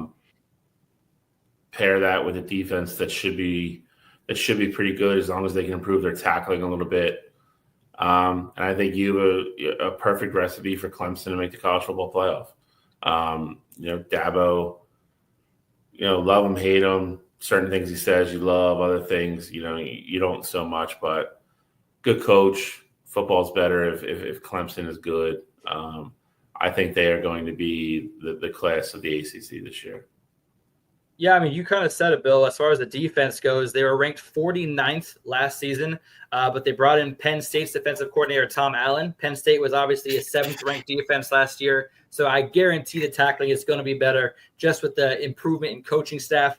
And like I said, they also utilized the transfer portal. They got Purdue transfer defensive end Will Helt. He had 37 solo tackles, 5 sacks last year. I think he's going to be a big focal point on the defensive line. And then, Cade Klubnik, man, 3,600 yards last year, 36 touchdowns, only 6 interceptions. And and just like you said, Bill, returning receivers, Clemson is actually returning 80% of their production from last year, which is one of the most in college football. So I don't expect their offense to miss a beat. And here's another fun stat for you. I must change my name to iBlack Statman. Is this team outscored their opponents 149-34 in the first quarter. So they can continue to get hot starts just like last season, put their opponents in passing mode and put them kind of in the dirt early. This team's going to be scary. And actually, let's go over the schedule really quick and let's see if we find a place where they could stumble. And I think it kind of starts in week 1. The toughest game on the schedule against LSU, obviously win or loss won't affect their conference championship or college football path, which I think is great. Which is obviously glad they put LSU on the schedule. But like I said, week 1 versus LSU, I'm assuming that's going to be on a neutral site. I would assume. Let's find out here. But what's our opinion on that game? Do you think that who wins that game? That game is in Clemson. In Clemson. Oh, cool. All right. Awesome. Okay, cool. So it's a home game against Clemson, 4:30. So what is that? 7:30 start time. It's a night game. We all know the atmosphere Clemson brings. This is going to be a fun game, and we're going to actually get a chance to see what both teams are entering the season with, and we'll kind of gauge. We have to gauge both teams. But just from what we've read, we've researched, what are we thinking about LSU? Are they going to be national championship favorites, or is Clemson going to be really the team to beat in that matchup? I like Clemson at home there. I do think LSU is going to be an improved football team this year. Not to get on a diatribe about them. They also have a very good quarterback coming back. I think they will be improved. But Brian Kelly on the road, Clemson, like you mentioned, is a tough place to play. And I think one of LSU's biggest problems last year was towards the end of the year was their defense. I think with all the playmakers Clemson's bringing back, being at home at night, I think they just make enough plays at the end of the game to win a really close football game. Yeah, I mean, I definitely think it'll be a good one. To me, I think it's going to come down to which quarterback plays better. And I think if you got Cade Klubnik at home against an LSU defense, I would venture off to say that I probably trust him a little bit more in that game to make the plays when they matter. And you guys know how I felt about Nussmeier. I told you guys last year that he was probably my favorite coming into the year for the Heisman Trophy this upcoming year. And I still do believe that there. But ultimately for me, I think this is a game that Clemson will be ready for at home. And I've seen Brian Kelly, just piss away these games early on in the year against tough competition. Saw in the Florida State game a couple years ago when they were at the Camping World in Orlando, and it just feels like year after year. Last year was against USC, so it just always feels like Brian Kelly doesn't have his team ready to go kind of out the gate there. So I like Clemson to win. I think it's going to be a really good game, but I like Clemson to come out on top here. I don't know how we're going to go through these games here on the schedule, but just looking at this, because this is actually my first time really looking at Clemson's schedule here, while they don't have any games outside of, I would say LSU and South Carolina are going to be the two biggest games there. As a whole, though, this is a kind of daunting schedule for different reasons. Just me looking at it on the surface, we know what Georgia Tech can do. They got gamers on that team. And I think that could be a game. You go to Tech in week 3. I think that could be something that's scary. You go to North Carolina, and of course, we don't know what Bill Belichick's going to bring, but we talked about these last two schools. They get to avoid Bill in the inaugural year where you don't know what's coming. I think that's a deterrent there. The following week, you also have a bye.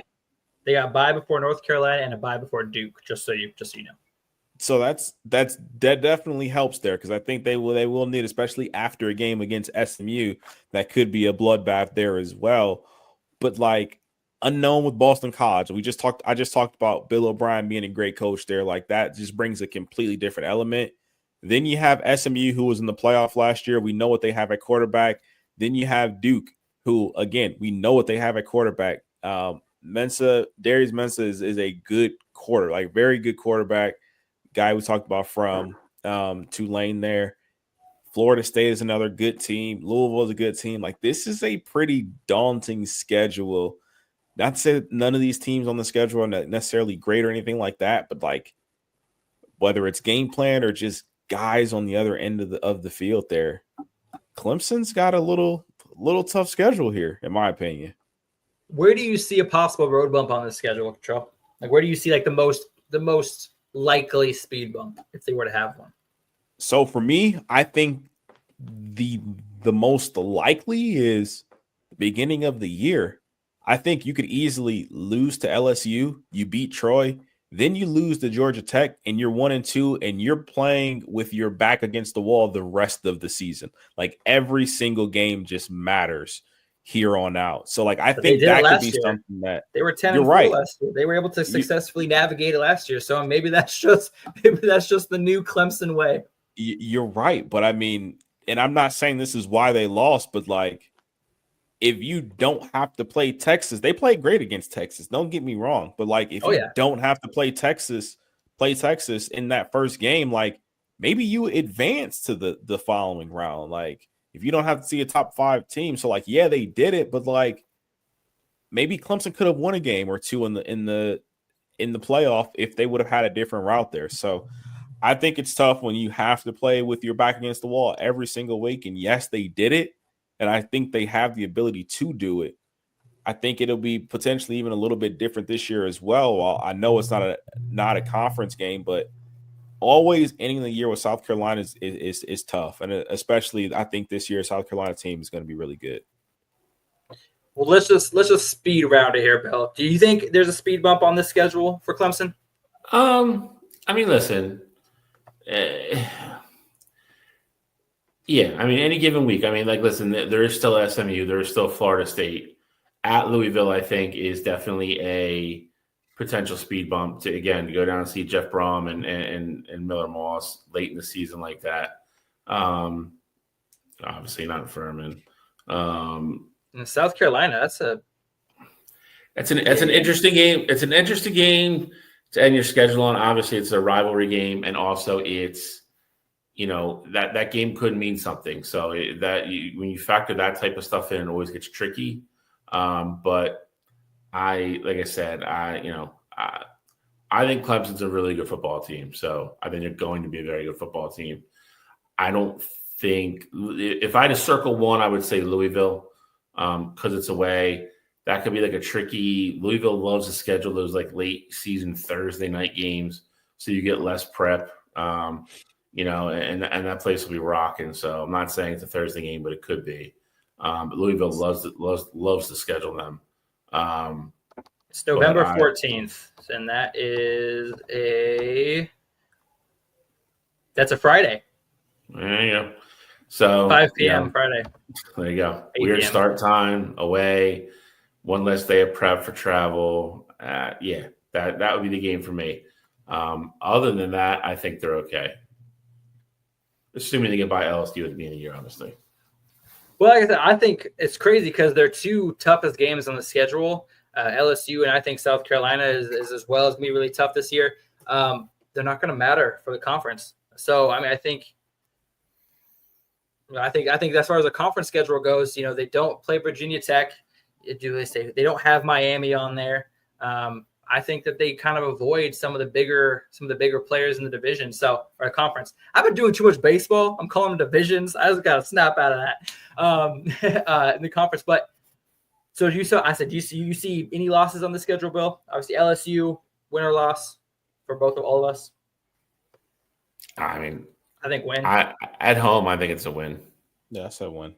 Troy, we got to win. Win. Yep. At Georgia Tech, this seems to be a little bit of disagreement. I think this is a loss. I think this is Haynes the King, Haynes man. King. This is the Haynes King party. Haynes King knows how to do it. If we get the versus Georgia effort here, it could be a possible loss. So if we're going to mark it with an L, I'm okay with it. All right, yeah, let's just put it as an L just to say we called it first. Let's just put it as an L. Versus Syracuse, obviously still trying to kind of figure out their quarterback situation. That's a win. Win. You got the bye, and then at North Carolina. It's a win. It'll be a win, but I think Bill will do enough. Hocus pocus with the defense to keep them in that game. But ultimately, I think Clemson's defense wins that game for them. I don't think Bill's offense is going to be, up to full speed at that point yet. Okay, and then we got at Boston College. Be a win. I think that's a win, but another tricky game, obviously going up there. Versus SMU, ACC Championship rematch. We said that would be a win. It's a win. Versus Duke after a bye. Win. Which should be a win. Versus Florida State. We said this would be a win. At Louisville. I'm going to classify this as a win. Okay. I'll go win. I think it's a close. Louisville might. I mean, depending on what Louisville does be there, Louisville might even be favored in that game. Not an easy place to go play, but I'll say win. Yeah, I'm gonna go win as well. And versus Furman, I think we're gonna say win. And then at South Carolina, it's not gonna matter for the conference, but that's gonna be a tough game on the road. And you think that's gonna be a loss? Well, again, we've talked about these scenarios before. If they walk into that game undefeated, that means they're already clinched into the ACC championship game. I don't think it matters. And a loss to an SEC school wouldn't matter for making the CFP. They'd still probably be the 1 seed if they're undefeated at that point, or ranked number 1 at that point, if that was true.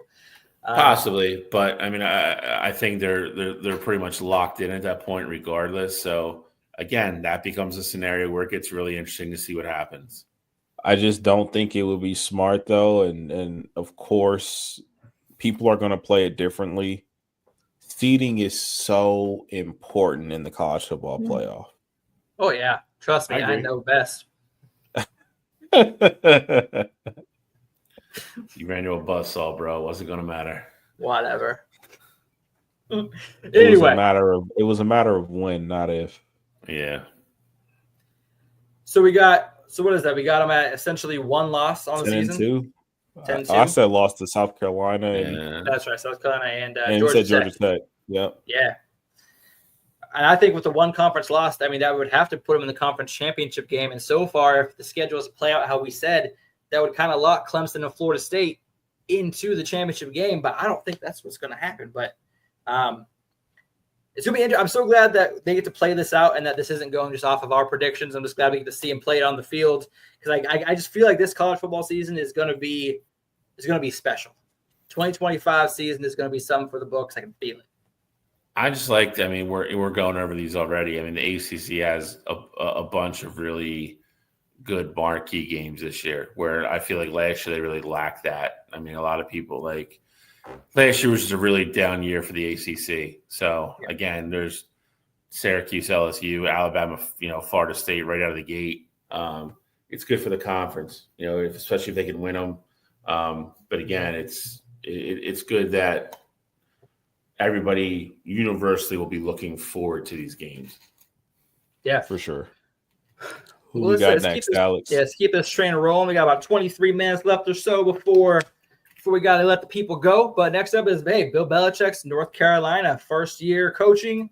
There's no distractions on the field, no girlfriends anywhere, just straight football.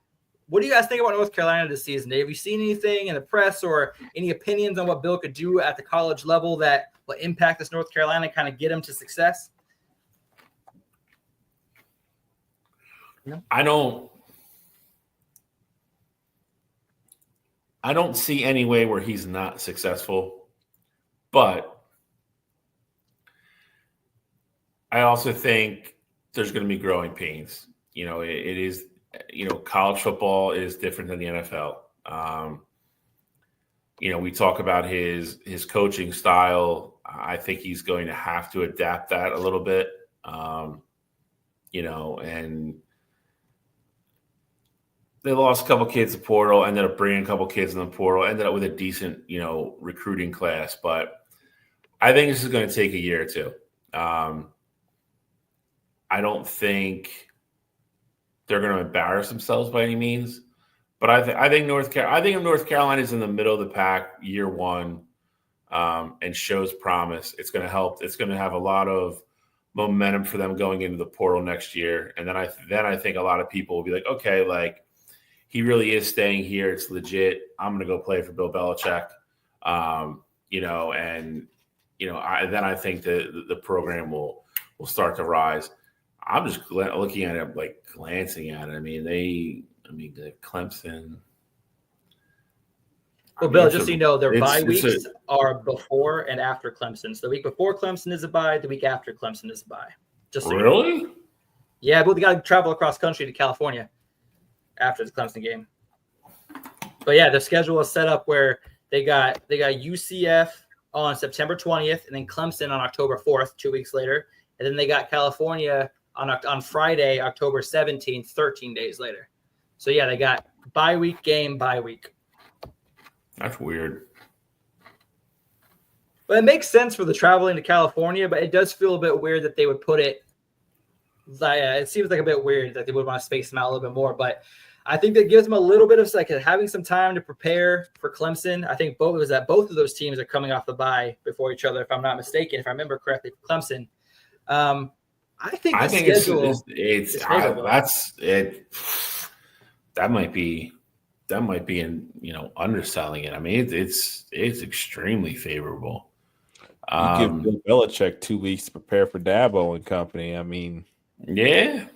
Things might get a little interesting there. And it's home, so. Let's talk about another improvement on North Carolina, though. Obviously, last year we had a little discussion about this, possible nepotism. Obviously, new defensive coordinator is Bill Belichick's son.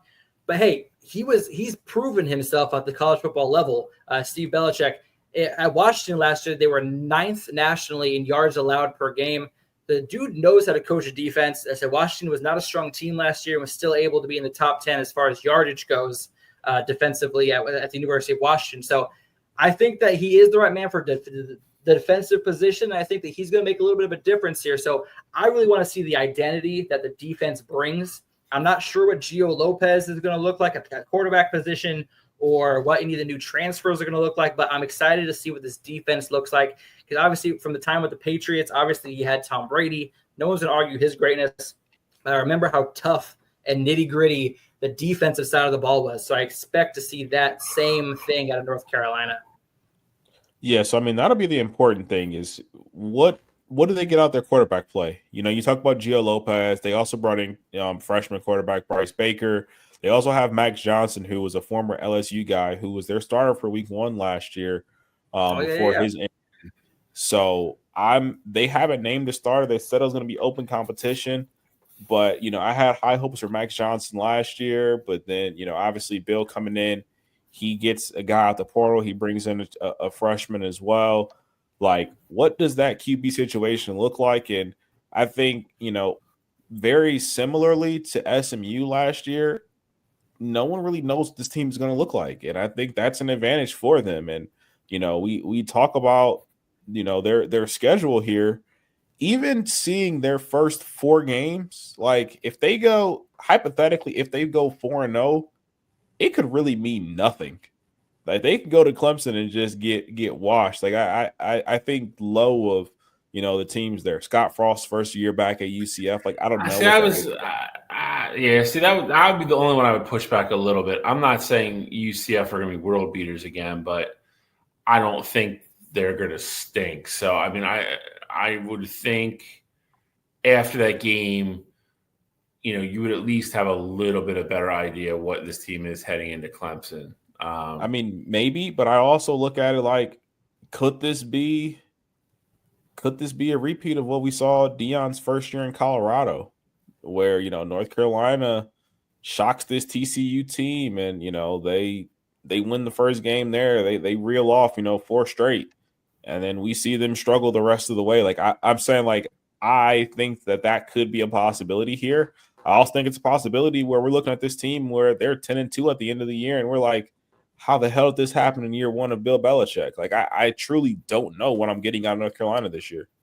If this team's 10-2, they can't let them in the playoffs because it's going to be Indiana all over again. That's what it's going to be. Well, actually, if you look at the schedule, they got arguably 4 of the worst teams from the ACC in their conference play between Cal, Virginia, Stanford, and Wake Forest. So let's just go through the schedule here really quick. TCU, what are we thinking? Win. It's home. It's his first game. I agree with Cottrell. I think he wins. At Charlotte. Win. Richmond. Win. At UCF. Win.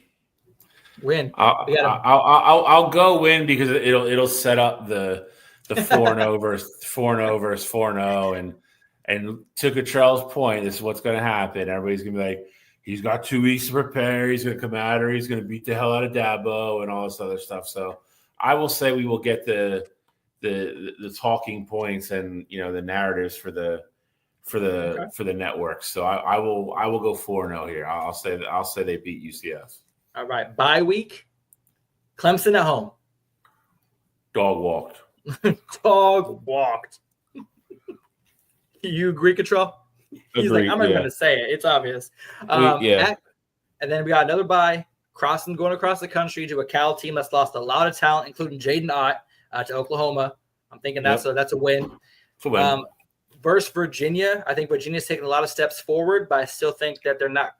I don't think the coaching. I think Bill Belichick's coaching ability will be able to win them this game against Virginia. Agreed. That's one. Agreed. Okay. Yeah, win.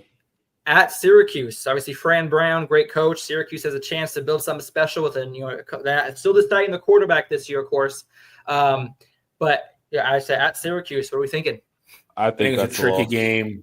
Oh, there you go. I mean, I think it's a tricky game because I think Syracuse is probably a year away now with what they lost from last year, on even on top of Kyle. But I'll go with Cottrell. I'll say it's a no. Yeah, I mean, my only issue with Syracuse is that they still haven't decided on their starting quarterback. Last I heard was Ricky Collins was going to be their starting quarterback, and that Steve Angeli was not winning the position, which I thought was shocking to me. Like I said, he was an LSU transfer, sophomore quarterback, so he obviously has some talent. With LSU was looking at him, but yeah, I think this is a win for Bill at Syracuse. You guys thinking L? You said. Yep. All right, I think it's a win, but we're putting an L on the schedule, so that puts them at 2 losses so far. Versus Stanford at home, that's going to be a win. At Wake Forest, that's going to be a win. Now, here's the thing. Here's the game I want to hear you guys' opinion on. Versus Duke. Loss. Win. I think it's a loss, man. I think Darian Mensa, that defense, I think this is going to be one of those games that's like 13-10, and we got a defensive battle, but I think that Duke is going to be able to pull it out. I think Mensa is going to make a play somewhere. And then we finish the schedule up at NC State. Win. Okay, we'll chalk it up as a win. I'm withholding my opinion at this point. I think that's going to be a tough game, but that puts them at 3 losses, and that will make the conference championship race a little bit interesting. Like I said, but with 3 of those losses being conference losses, I think that's got to knock them out of the championship race. But that's a great first season for Bill, 9-3. I think he would take that. I think North Carolina would take that. Probably goes to a good bowl game, Pop-Tart Bowl or something, and Music City Bowl. Yeah, let's go to Tennessee. Yeah, you get something good out of that. Send them up to Boston. What's the bowl in Boston? Send them back up to Gillette. That'd be fun. That would be interesting. That would be funny. No, I think if you told him right now he would be 9-3, I think he would take it and run. For a first year in college football in a long time, absolutely. Well, that, and again, we have uncertainty at the, like you guys were talking about the quarterback position. You have Gio, Brett, who is a kid I'm familiar with because he was committed to Michigan for a while until obviously Underwood decided to come. So, that made him transfer out. But he's a very good high 4, low 5-star kid. I wouldn't be surprised if he won the job. But I think coming out of camp, it's going to be really important. Because Bill doesn't strike me as a guy that's going to go back and forth between a bunch of QBs. So I think he's going to try to really give the starting job to one guy and stick with them and grow and then go through the growing pains with them. So unless he's just terrible, so that is going to be the most important position I think for North Carolina this year. Hey, I agree. Let's see who we got up next. So I'm telling you what, the way we're going through these schedules, Stanford and Cal are not going to win a game all year, just by the way we're predicting. They might not. Unless they play each other. And who knows? They might tie. Anyway, over to Miami, previewing their schedule. Obviously, last year, Cam Ward absolutely lights out. Restrepo, Damian Martinez had a fantastic offense. Defense left a lot to be desired, a lot of close games, a lot of comebacks, a lot of losses late in the season that cost them the chance at the conference and at the college football playoff. Looking to bounce back. They got new transfer Carson Beck in from Georgia, the top rated transfer in the portal this past year. What are we thinking of Miami? They bring in a lot of pieces to the defense. Offense lost a lot of pieces. I mean, what are we thinking about Miami this season, guys? An easy schedule, I'll tell you that much. I am going to say it now. I truly think this Miami team might be a hot take here. I think this is the most overrated team in the country. Florida State level overrated? Like last year, Florida State overrated? Or not quite? I'm not saying they win. I'm not saying they win 2 games this year, but like if this team goes 7-5, like I'm gonna be like, yeah, how didn't you see this coming? I think that obviously, Carson Beck is a downgrade from what you had last year with Cam Ward. There's no doubt about that in my mind. And I also think that people rating Carson Beck as high as they are just still enamored with this idea that he was this 5-star guy going into Georgia. And because he was at Georgia, like that ranking just kind of follows him. Like if you watch football last year, Carson Beck wasn't that dude. Like he wasn't that dude when he was healthy. The game was against Alabama, Texas twice. Like, yeah, they won. They beat Texas twice.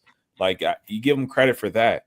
Really, no doings of Carson Beck there. And so I think Carson's going to be going to a team where his weapons aren't going to be the same as what they were at Georgia.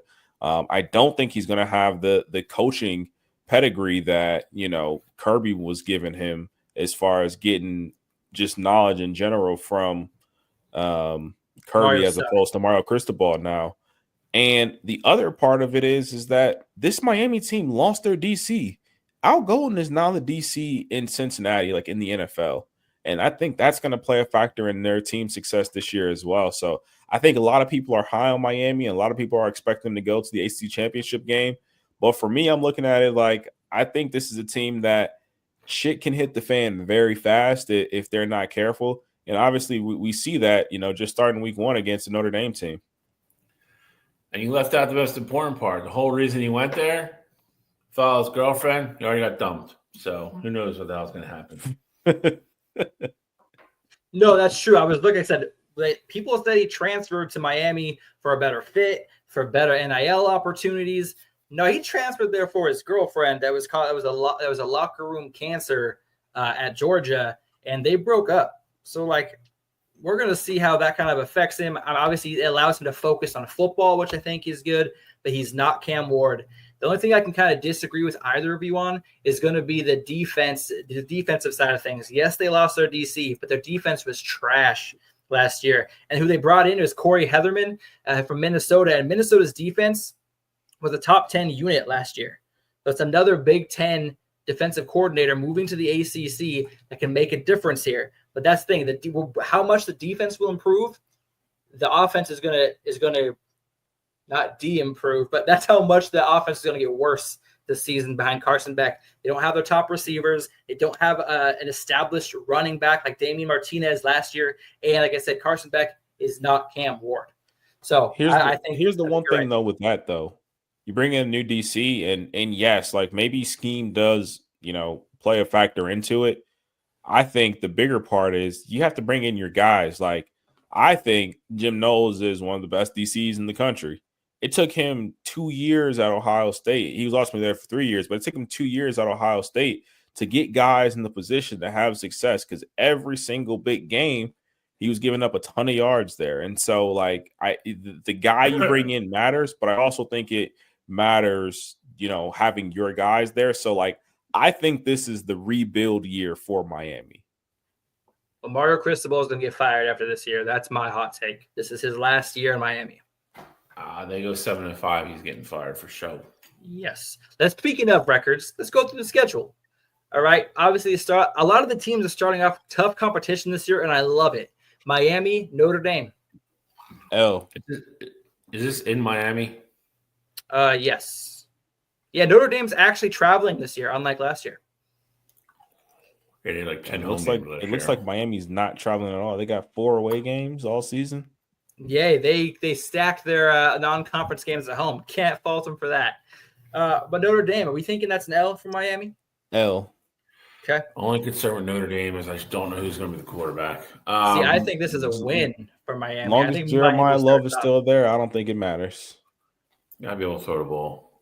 I'm going. I think they win. Okay, we're going to go with the overall loss. I think this is the game Miami will start off on a high note, and then they're just going to tank the rest of the season. Bethune-Cookman. It's Bethune-Cookman. Put some respect on their name. I'm so sorry. Bethune-Cookman. It better be a win. If they lose this, that'll be the end of Mario right there. Yep. I'm all for it. In that case, L. Okay, W. University of Central Florida at home. Or, sorry, South Florida. That's a win. That's a win. Versus Florida. Another rivalry game, but at home. That is a loss. I think it's a loss as well. All right, Florida State on the road. I think we had Florida State winning this game, yes? Yes. Got Florida State winning. And then we got Louisville at home. And all these tough games are going to be in Miami. I'm loving it. for Miami, but I'm thinking Louisville wins this game. I'm thinking, like I said, Louisville's got a lot of hopes on their season, and I think that Miller Moss is going to be a difference maker. I got a Louisville win here as well. All right, I mean that puts them 2-4? 2-4 out the gate. Aspirations cooked. I think if they do legit start the season, I think he gets fired after the Louisville game. Okay. I don't think they let him coach the rest of the season. Versus Stanford. Will Stanford remain winless? Yes. Win. At SMU. We said this would be a loss. That's true. We did. I do trust Kevin Jennings a little more. Versus Syracuse at home. Those north teams, warmer weather, it's outside. Go ahead. Here's the thing. At this point, they'd be 3-5.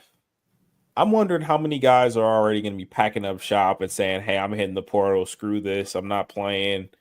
Does Carson Beck shut it down? Like, at that point, they're not playing for much anymore. So I'll say win here, but like, I wouldn't be surprised at all if this is a loss. Then guys are just packing it in at that point. Business decision time. Exactly. Okay, so win. We're going to say win, though, for the meantime. Versus North Carolina State. This could be a tricky one. I think it's a win, but I think that could be a better game than it looks like on paper. At Virginia Tech loss. I'll put an L on it now. Well, for me, anyway. But at Virginia Tech on the road. I'll go loss. Yeah, I'm thinking it's a loss. Is that the Thursday? Their Thursday game is always towards the end of the year. Let's see. You think I would have put like the dates on here, but I didn't. Okay, let's see what we got here, boys. Virginia Tech schedule, dates, boom. All right. And I'll check the calendar. So you give me the date. I know. Yeah, Louisville. Oh, wait, sorry. We're looking at which game? Virginia Tech. Virginia Tech. Yeah, that's Saturday, November 22nd. That's on a Saturday. And then we got at Virginia. Yeah. See, I think Virginia Tech wins. I think Miami loses this. Cottrell, you're the decider. I got Virginia Tech as well. Let's go. Okay, so that's a loss. And then we have at Pitt. I think that's another loss. I mean, if they lose all these other games, yeah, I mean, I think the wheels are completely off at that point. I think they're going to Pittsburgh and get waxed. Yep. Yeah. Yep. Hey, I'm with it. So that's 4 wins, 5 wins on season for Miami. 5 and 7 for Miami. Alex just can't wait to come on later in the year when Mario gets fired in the middle of the season. I'm gonna do a happy dance. I'm gonna do a whole like orchestrated dance, a routine, and everything. But to that point though, like 5 and 7, like we just had Miami as a 5 and 7 football team, and people are picking them to win the conference. Like I truly think this is the most overrated team in the country this year, and I thought it was a hot take, but it looks like you guys are tending to agree with me just based on how we went through that win-loss of their schedule. Like I said, here's the thing about Miami. They could go 5 and 7 just as realistically as they could go 10 and 2. Like we just don't fully know the impact that the new defensive coordinator is going to have. We don't know if Carson Beck is going to come back revitalized and look like Carson Beck from 2 years ago when he actually was talked about as a first-round pick. So maybe a change of scenery, maybe the offensive scheme will rejuvenate him. But the way I'm seeing it, this is more likely to be a 5 and 7. But I'm going to say I wouldn't be surprised either way. Still Snapchat. Snapchat. And you know what, guys? They're not part of the ACC, but here we are. Got to find a way to put them in somewhere and just slot them in here. Losers. Exactly. Boom. Notre Dame. I think you say Miami's overrated. I think this is the year that Notre Dame has a very down year. I mean, defensively, they're going to be very good again. Offensively, they're again. Cottrell already mentioned the name that's going to matter, which is Jeremiah Love. The kid is an absolute beast. But the kid that went to Syracuse transferred out. That left CJ Carr, who's going to be a true freshman, battling out with a couple other people. that is my concern with Notre Dame. They struggled at times last year to throw the football consistently, but they had Riley Leonard. He is not there anymore. He's gone. So that whole situation, I think it could be a long year for Notre Dame. I don't think they're gonna, I don't think the wheels are gonna fall off or anything like that. But I won't be surprised if they miss the playoff at all. I think Jeremiah Love can only do so much by himself, which is how it's going to kind of start the season. So it could be brutal. I'll say this now. I would be absolutely stunned if Notre Dame misses the playoff. Not because I think they're that good of a team. Look at their schedule. We got it in front of us. Like I think at absolute worst case, if the wheels fall off, they lose 3 games. And I don't think that happens because I have them winning week 1, just like we said when we were going over the Miami game. So, like, at that point, they go 10-2. I hate to break it to you, but in the 12-team playoff, Notre Dame is in the playoff at that point. I don't disagree. I think we're all agreeing that they beat Miami. I think there's 40-50% chance they start the season 0-2, though. I agree. I mean, with the loss to Texas A&M, I know we chose Notre Dame over Miami, but that Texas A&M game, I think is tough. I think that the USC game is going to be tough. Always tough. Yeah. Yeah, always. And then, like I said, Syracuse, who knows what type of team they're going to be. That could be a game where if Steve Angeli happens to win the starting position at Syracuse, Steve Angeli's revenge game, I'm for it. Just saying. Just throwing out. I don't know if Syracuse is there. Finishing with Stanford. Listen, we talked about Pitt.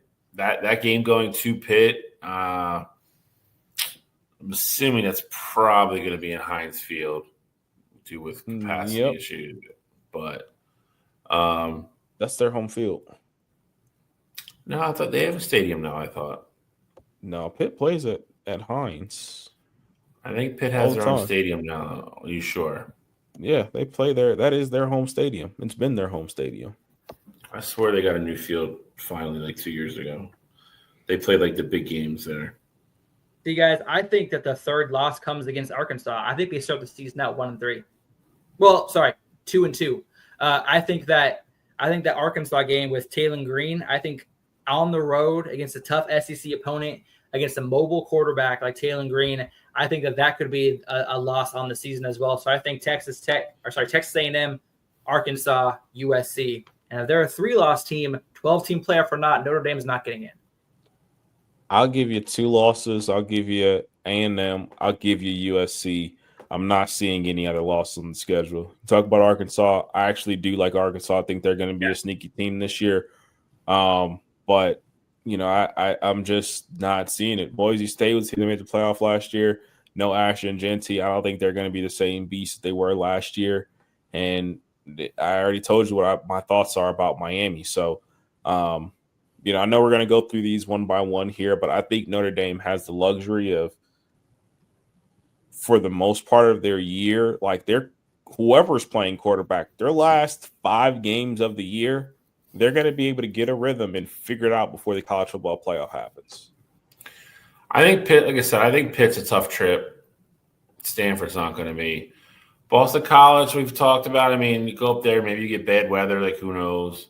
I don't think they're any better than 10-2, though. I'll say that. I don't. But again, this is going to be one of those teams, like I said last year. Like this team has the ability to be one of those fool's gold teams. Like they might get in, but you put them again. I mean, who's the only bona fide team they're really playing on this list? Miami and A&M.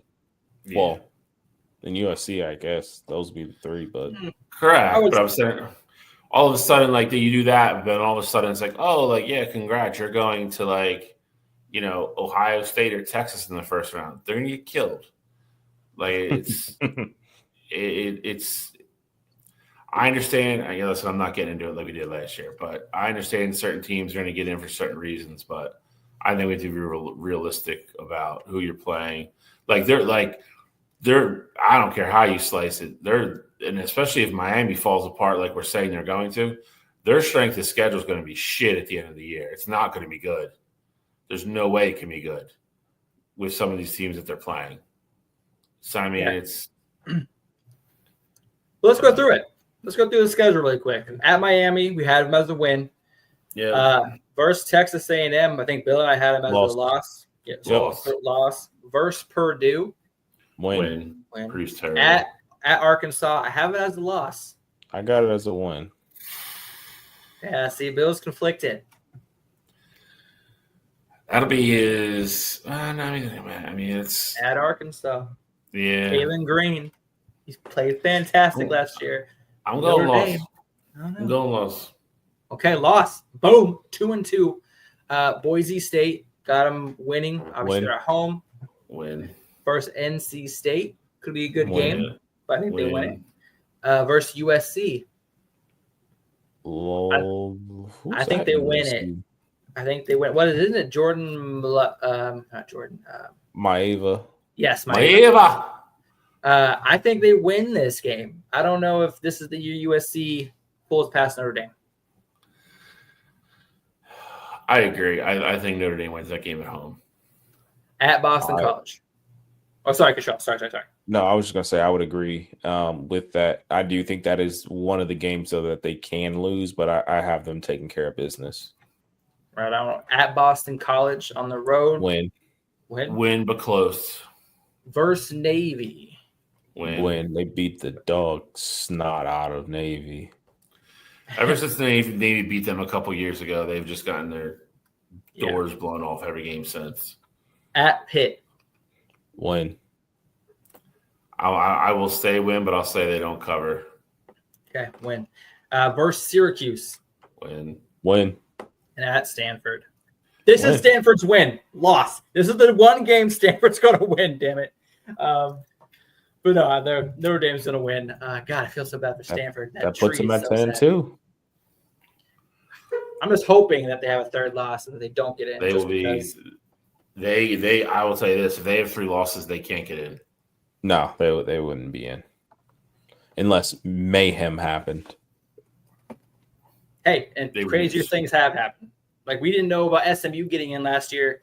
I thought that was pretty crazy. We all thought SMU was going to be the team left out in the cold, and they got in. So crazier things. But what helped SMU was having the conference championship game, which they got to.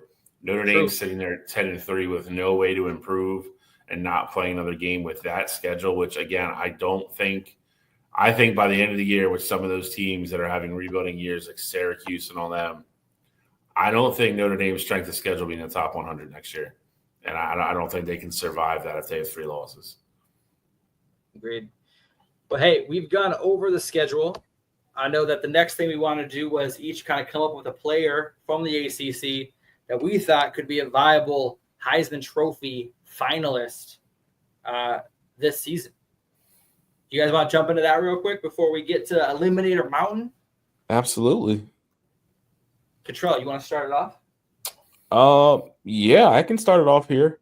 Because I'm gonna go with the guy who showed a little bit of love too, because I had them getting him help leading an upset earlier on. We're going through schedules there. I'm going with Haynes King. Haynes King, quarterback at Georgia Tech there. I think when you look at what the Heisman is all about as far as when it goes to quarterbacks, oftentimes it is those dual threat guys. And I think Haynes is going to be a guy that, all the numbers will be there for him, but he's also going to have the opportunity to have the big time win. So we saw it last year in the Georgia game. If you could put up a performance like that in the game against Clemson, you're going to be right there in the thick of it. And, it's just a matter of being consistent and moving forward there. So obviously there's a ton of big names there, but for me, Haynes King would be the one to look out for. It's one of the best college football games I've ever watched. It was. Bill, who do you got? I'll go low hanging fruit here. I was going to go Haynes, but as usual, it was anytime you let Cottrell go in front of you, just steal stuff. Goddamn thief. I'll go Klubnik. I mean, it's like I said, it's a low hanging fruit, so I'll take it off the board because he's got to be mentioned. That way, Alex can pick whoever he's going to pick. Kid took a huge step last year, and again, I think he has all the tools to have even a better year this year with a team that's going to be even a little bit better. If they do stay in the national championship thick of things and stay in the running there, I think that's going to help them. There's a lot of people saying he'd be the first quarterback off the board next year, so I don't think he's that good, but I think for college and getting a possible Heisman nod or at least a nomination, I think there's a better chance than not that he does. So I'll go with Cade Klubnik. Well, we know who Alex is picking. Who? No, I didn't get a chance to talk about my guy at all tonight. All right. Tommy Castellanos is the man, but if Florida State has a 5-7 season, he is not winning a Heisman Trophy. Okay. Facts. True. Yes. All right. That's facts. So I'm going to go with this year's SMU for me. All right. And I'm going to go with a guy who's related to the Tennessee Titans quarterback, Cam Ward, and that's Mr. Kyron Drones of Virginia Tech.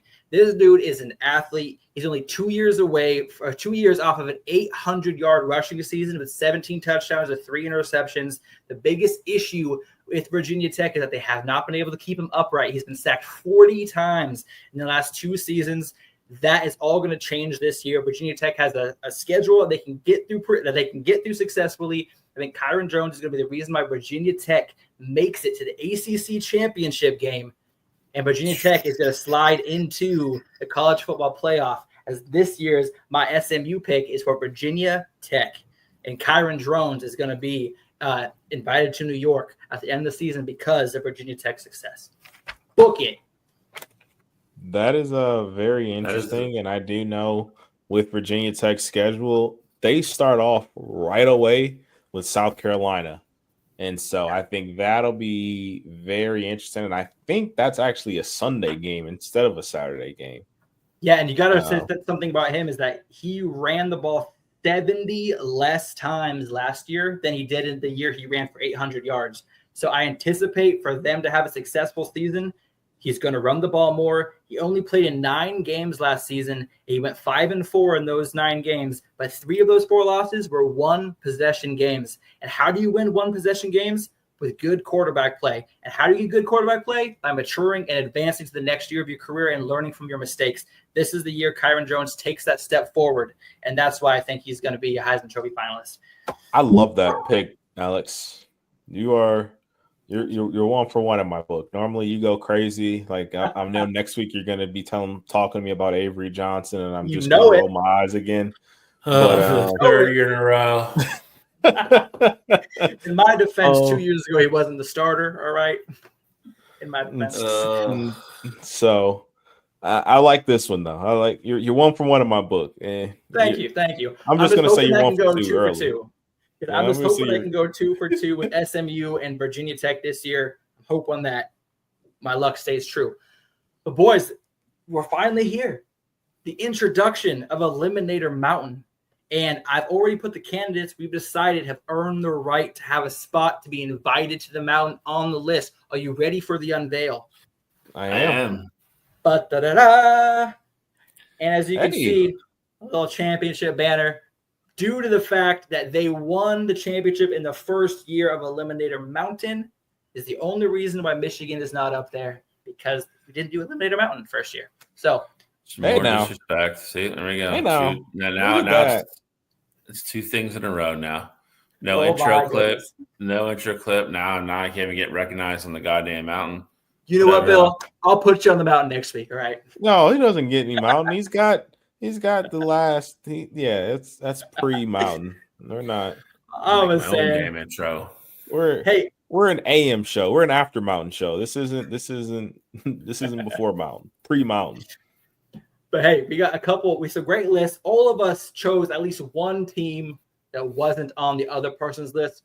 Cottrell, you want to tell us all the 3 teams that you had picked to nominate to the mountain?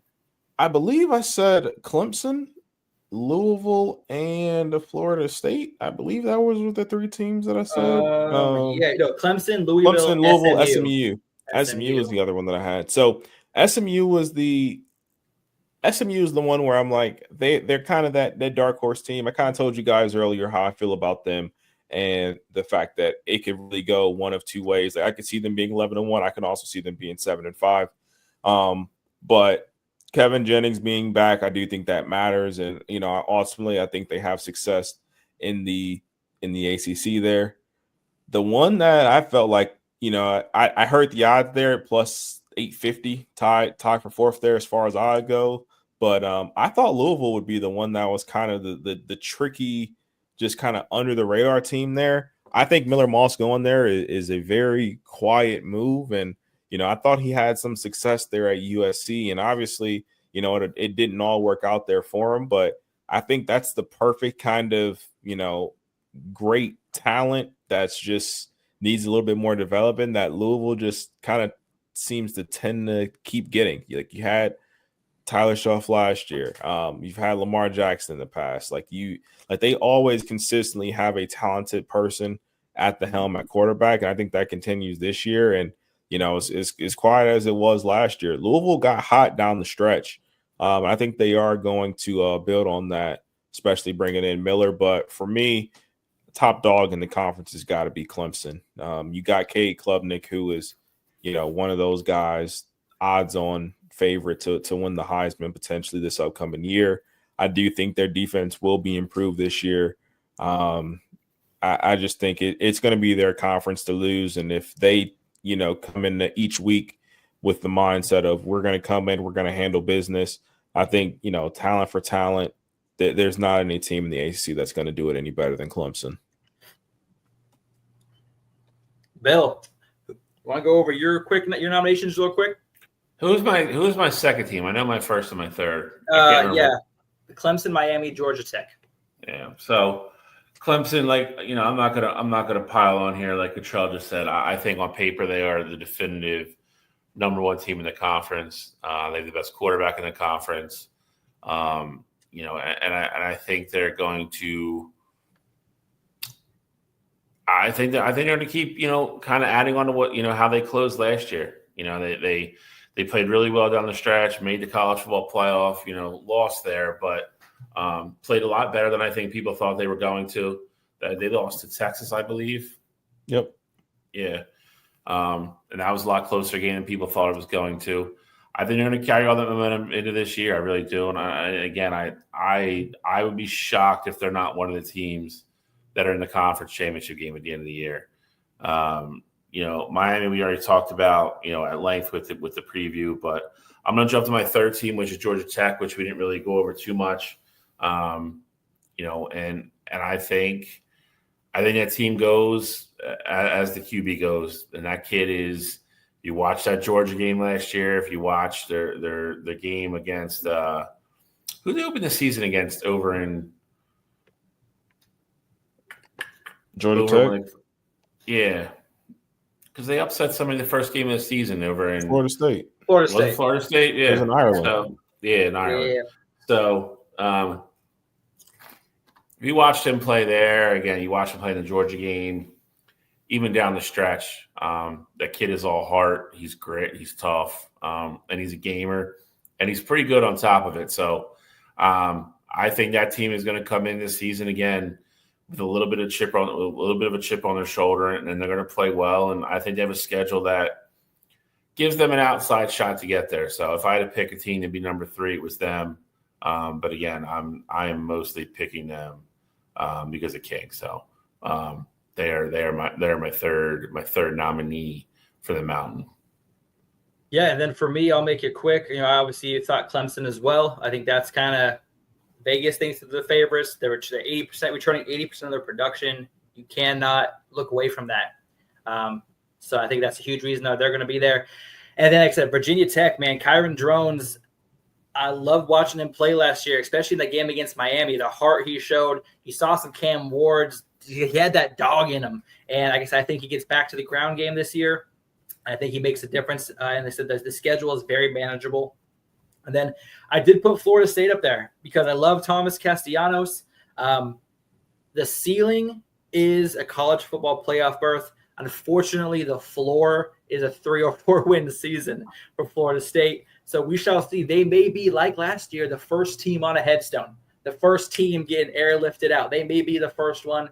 But like I said, I believe in Thomas Castellanos. And like I said, I believe in him more than DJU. I believe in the addition of Gus Malzahn, as well as the defensive changes that they've made. I think Florida State has a chance. We went over the schedule earlier. We all agreed they was like 5-7, 4-8, whatever it was. I think that there is an outside chance that this team is worth being on the mountain because, like I said, the ceiling is there. We just got to see them actually get on the field and play the game and see what kind of comes out, what kind of product they put on the field. But Florida State deserved the nomination. Obviously, Virginia Tech being my front runner, and Clemson, of course, being unanimous across all three. But that's the mountain, y'all. That's the mountain. The ACC side. Looks good so far. Probably going to have a slew of teams because I'd imagine the Big 12 is going to be very similar to the ACC, where we kind of have different opinions of who the top dogs are going to be. Like, I think you have potentially a consensus kind of top team there, but I do think it's a conference that's going to be potentially wide open there. But I guess time. Is that what we're doing next week? We want to do Big 12 next week? Absolutely. We'll do Big 12 next week. SEC the week after that, and then we'll finish with the Big 10. Love it. I'm down. But I do agree with Joe. I think the Big 12 is just. I mean, we all thought it was wide open last year, and I think it probably even surpassed what we thought it was going to be. And I think this year it's the same way. Obviously, BYU I think takes a little step back, but you have Arizona State, Oklahoma State, Kansas State. There's Baylor, which we've already talked about. There's a lot of people's dark horse to make a lot of noise this year. Kansas returns a quarterback. Yep. So I mean, it's their stadium's done too. So it's funny you just said that because I just saw a picture of it. Their stadium renovation's done. Looks really nice. So it's going to be it'll be another. Listen, Big 12 is always crazy. It's a bunch of offense and no defense, and everybody beats everybody, and it's always chaos out there. So, but it keeps it fun. So, but that is anybody. You guys have anything left? For week one here for our opening week of the season. We are less than 30 days away from college football, gentlemen. I got nothing, man. I'm happy to be back here. It felt like a long time, honestly. Obviously with the network, the show goes on. Alex does up and in. We've been doing wire to wire, but it just feels good to be back on, and just knowing that college football will be back coming soon on Saturdays. Just know that when Pick'em starts, I have a ringer. This is my main man, Patrick Ewing. Okay? Patrick Ewing has a cup hat. All right? He's going to help me make picks this year. I'm just going to pull him out, and I'm going to win and pick him this year because of Patrick Ewing. Because I've been finished the last 2 years, but not this year. I feel like you're just grasping at straws at this point. Hey, man. I'm glad to be back. Now it's Patrick Ewing. Hey, Squidward's still on the wall, okay? But this year, Patrick Ewing is here to help. All right, he's the man. So I'm just happy to be back. Season 3 kicking off. Can't wait to preview some more conferences, and get the season underway. But that's all I got. Absolutely. It was, it's like riding a bike or just, sitting in your favorite leather chair after you're not being in it for a while, but it just feels right. It's where you're supposed to be. But like I said, we'll have 3 preview weeks left. That'll lead us right up to week 0, and which isn't as great as last year, but week 1 this year is wild. So that will be a show and a half in its own right. Because you got a couple of really good games Saturday, and then I think Alex just alluded to it. I think there's games Sunday that week too, because it's Labor Day weekend. So South Carolina and Virginia Tech. Yeah, I'm wrong. I think there's a couple other ones too. So enter Sandman, baby. So listen, first Saturday, like I said, we are ecstatic to be back. Not only with each other, but in front of all you guys. And It's going to be another great season. So, this is show 1. We are done. We are getting out of here. And, we will be back next week to do the Big 12 and, whatever else. When did the first rankings come out? I think It's gotta be 2 weeks. Like 2 weeks. I think I remember last year, like in week 3, I think we had it. Week 3 previews had it by then. So I think a couple more weeks. Cool. So we'll have those eventually too and break those down. There's obviously bound to be some disagreements on those. So yeah. That is it. If nobody has anything else, we are going to sign off here, and we'll see you guys next Saturday. Yes, sir. See you boys next week.